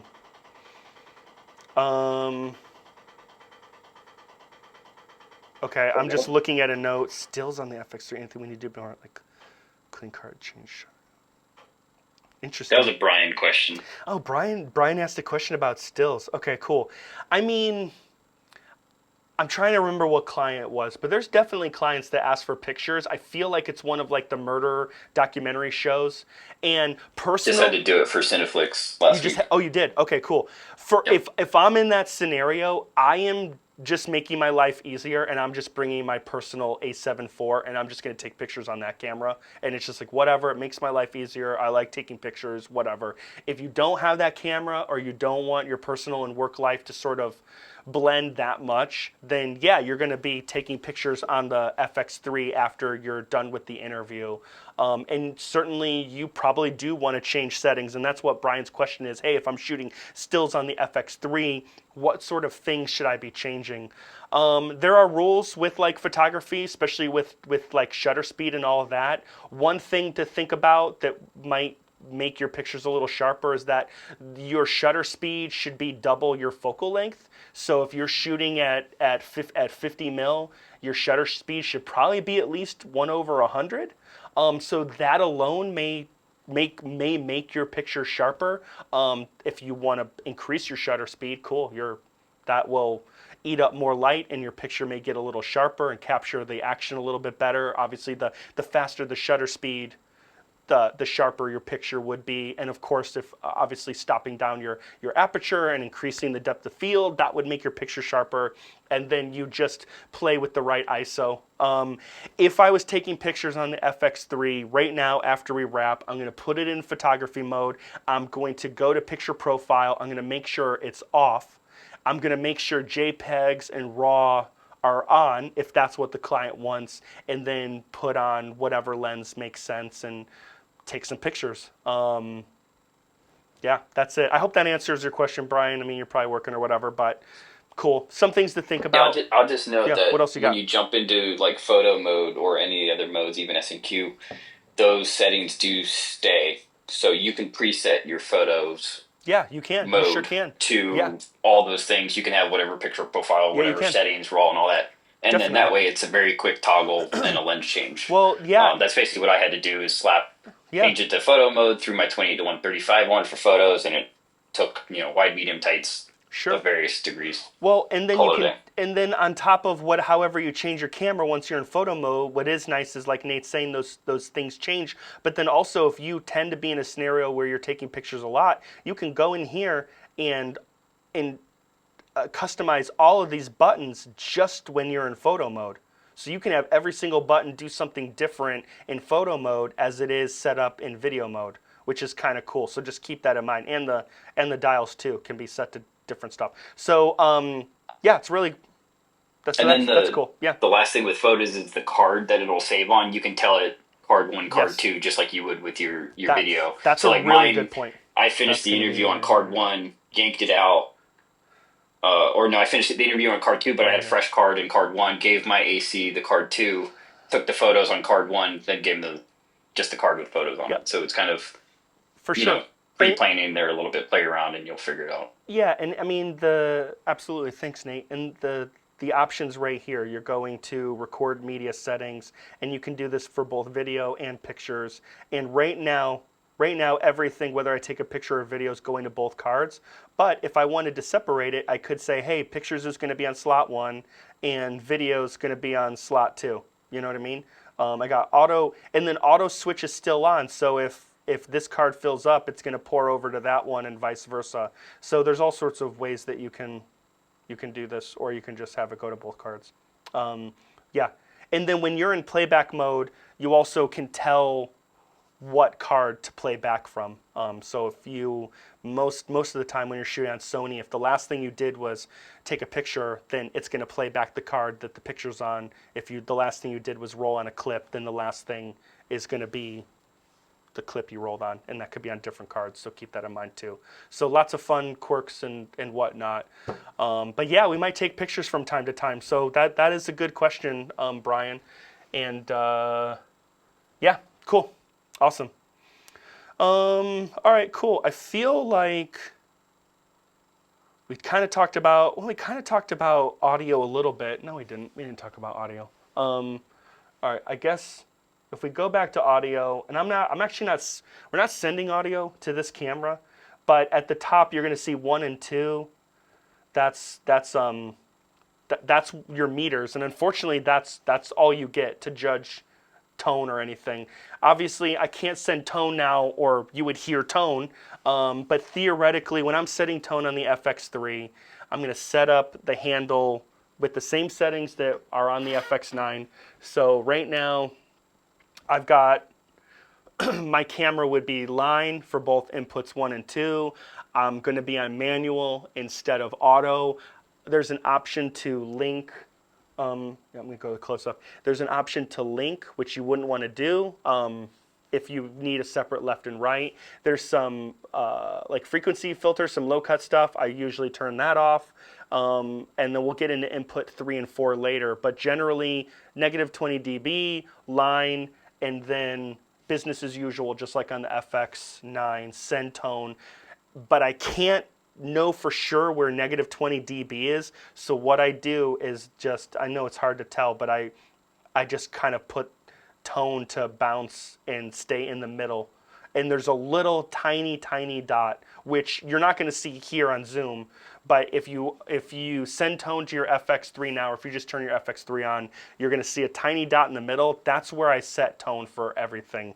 And that in my mind is like the imaginary place where audio is clean, and it hasn't, knock on wood, it hasn't, messed me up yet. No bad feedback yet.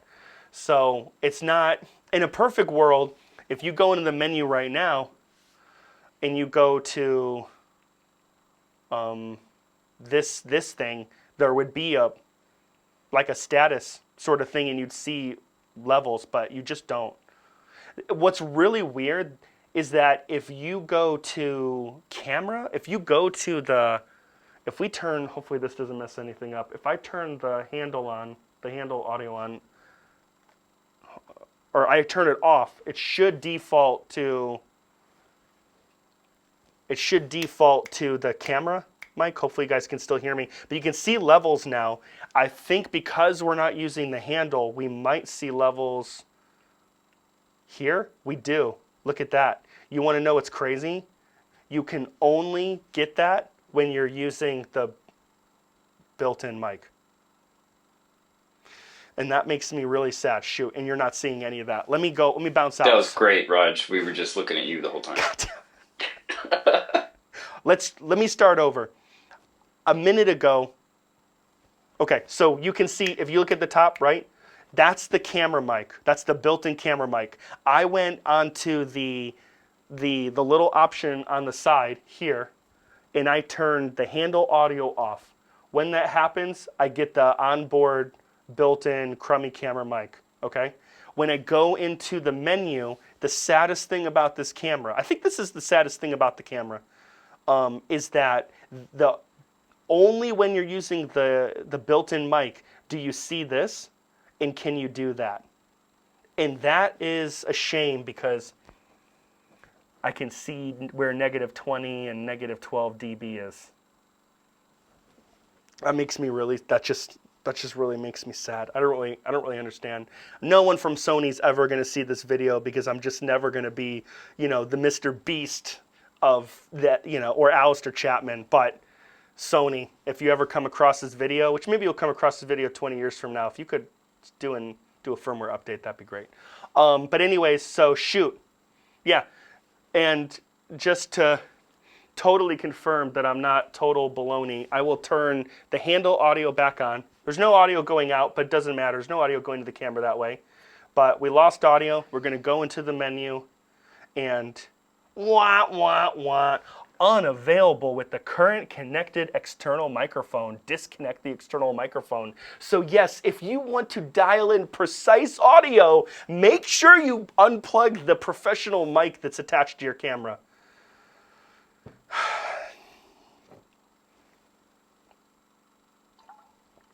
Any questions?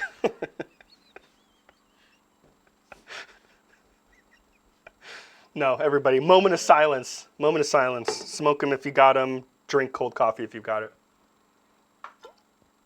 All right, moving on. Why is that like that? I have no idea. Here, we'll go to Ethan's shot. What's up, Ethan?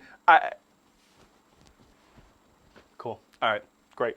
All right, let's go back into the menu. So there's audio in a nutshell. If you have any other questions, too bad. We're moving on. What time is it? It's 3 o'clock.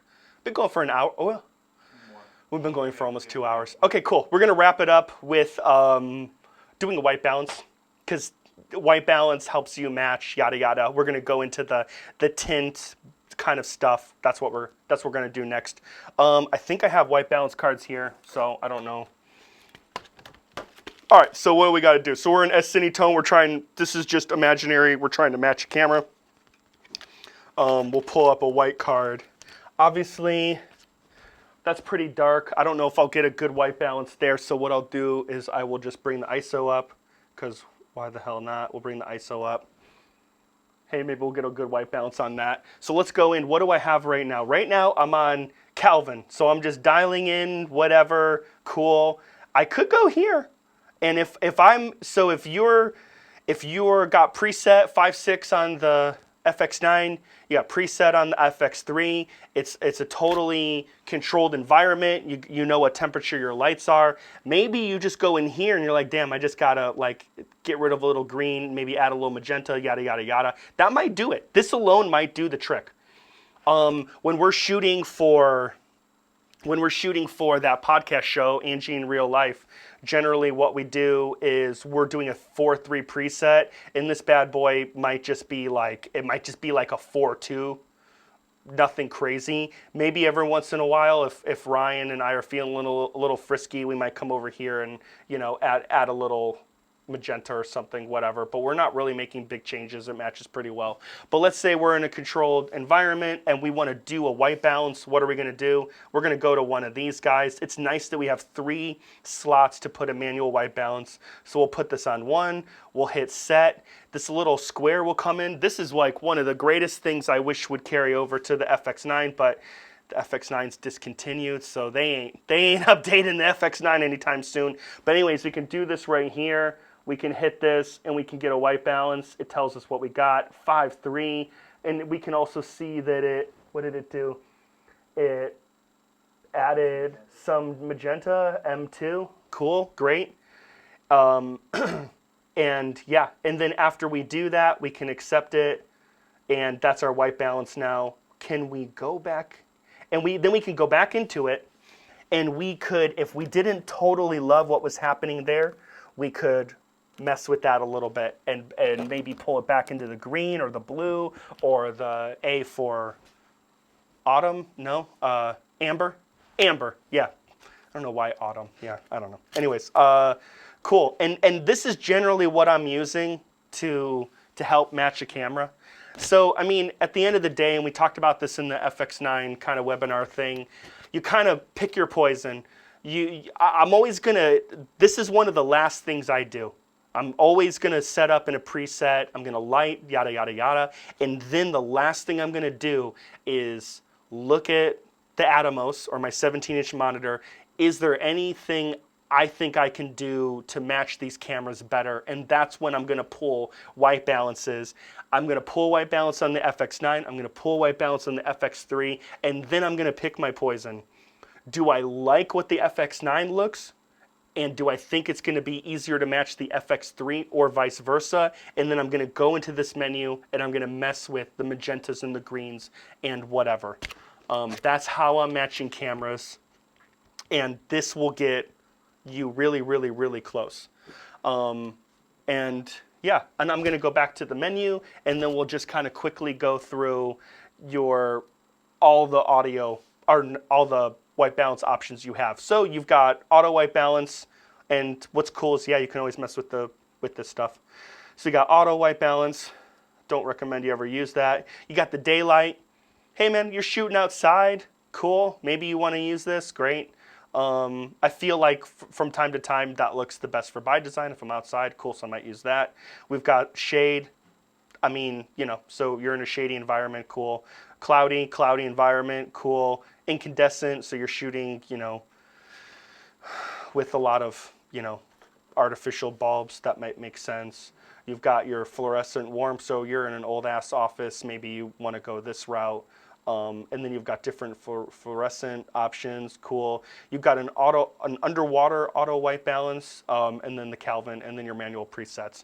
So there you go. And in a nutshell, I'm really only dialing in the white balance myself and just saying, hey, 5.6 looks good, 4.3 looks good, or I'm doing a manual white balance, or I'm using that daylight preset. I don't really feel like I've used any of the other presets, and that's how I'm living my life with the white balance. But matching your cameras obviously is always going to start with settings, and then it's going to be your white balance, and that's going to usually get you there. Rarely will it not get you there. And over time, the more you do this, you build this into your rhythm, your protocol. It gets easier and easier, and then you forget that you're even doing it, and you're just doing it. I mean, that's kind of the FX3. I mean, it's a good little camera. Trying to think of what else I can really tell you about it that we haven't really talked about, but this is it. Does anybody have any other FX3 questions or comments or tips or tricks or anything they like about it? The app is really cool if you do play around with it. Yeah, the app that doesn't brick your camera. Yeah, there's an app. I mean, I will say, like, we'll try to do a Ronin centric FX3 video, because we spent 2 hours and we could spend another hour talking about how this thing can talk to the Ronin and how you can mount it and balance it and all the different ways. I mean, Zach Reed's got a different way of doing his Ronin compared to Jordan or me or Joe. We'll get there. But one thing I will say is, yes, the app is really cool, and what's also really cool is that you can connect the camera directly to the Ronin, which is really cool. And I use the record button on the Ronin when I'm rolling with, especially by design. So when I'm flying the FX3 on a Ronin, I'm using the record button, which is really, really, really helpful.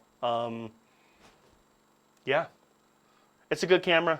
It can see in the dark, and also, like, I'll point this out. This camera can do everything that the FX9 can do and more, other than record interlaced internally. This is a great camera. People will, maybe not as much now, but a year or two ago, people will probably judge this camera if you showed up with this because it's small. But if you're following Star Wars and you know what Yoda says, size matters not. And this camera can do a whole lot. And I'll just throw out one last sort of example, and then I'm gonna cut cameras and we're done. But a year or so ago, I needed, for whatever reason, it made sense for me to shoot with the FX3 instead of the FX9. I was shooting for some company and I was following around a parent and kids, and the big thing was going to like a theater show of like this podcast that this kid followed or whatever. And I was going to be shooting in a theater. I was going to be in a darker environment. I was one-man band, so Brian was able to help me with audio and run second camera. But then I literally was like, see you later, Brian. Well, no, we drove to the city together, but then I was the only one that could go in the theater, so he went with the FX9 and shot scenics, and I took the FX3, and I bet your ass, this is before the DJI kit, I strapped an SRC to this, and I made this my primary camera because I had to be small. I was going into a theater. They didn't want an FX9, and the FX3 was going to be much better in low light. So I think what I'm trying to say is that sometimes this deserves to be the A camera, and I think more and more people understand that, especially Cineflix. Cineflix is like, hey, we want 2 of these now, which a couple years ago would be unheard of. It would blow my mind. But now that's kind of where we are. So the point I'm trying to make is that, once again, right tool for the right job. I made a decision. The client was cool with me doing an FX3 instead of an FX9. And what was great is I could roll in. It was kind of built out like this. I shot some really cool stuff.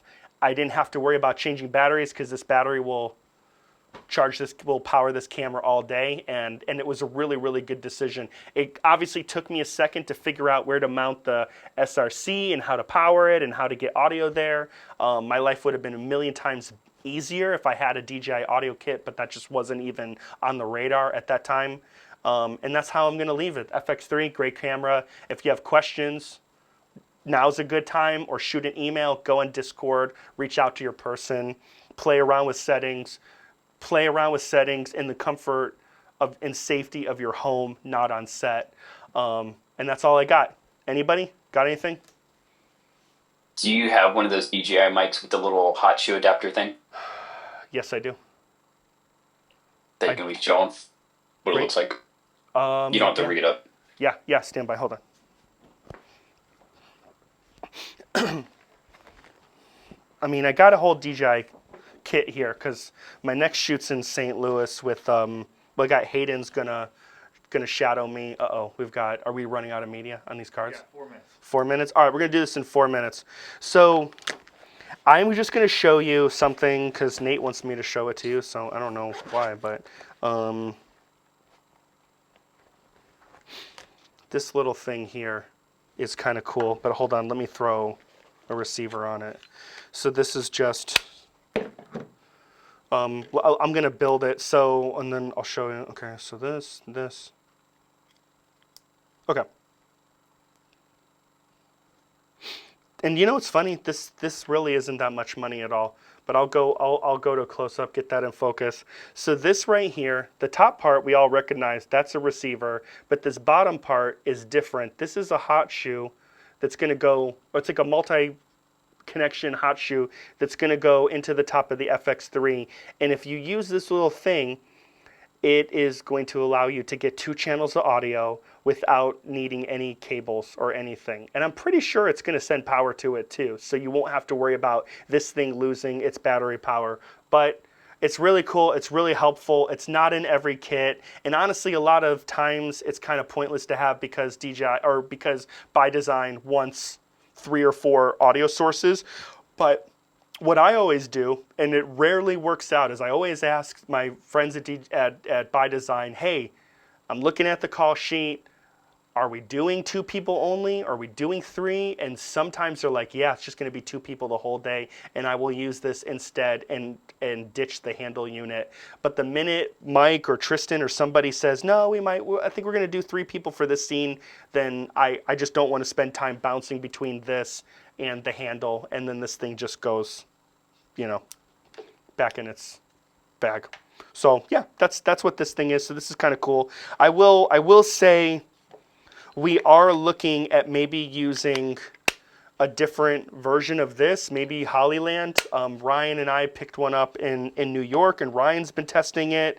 And I don't know if Hayden had a chance to reach out to Ryan, but Hayden is getting aligned to be the Canadian go-to guy for all the buy designs up there, because there's a lot that are going to be popping up. So he's going to shadow with me. He should already be in the good graces with buy design because he was Jordan's apprentice when that was really kicking off. But after St. Louis, Hayden should be a household name with Mike and Danny, and he's going to have his own kit because it's not going to make sense for us to ship, internationally. But we may start to make a play to Hollyland, and have Ryan and Hayden kind of be the guinea pigs. But that's that. That's the update. That's the FX3. That's audio. How many minutes we got left? 1 minute. Anybody got anything? Cool. Nope. Awesome. Thank you for everyone that kind of popped in, popped out. I appreciate you. We're always here for you. FX3, yay, we all have them. Testify. Cool. Thank you. Till next time. Thanks, Raj. Thanks, dude. Thank you. Thanks so much.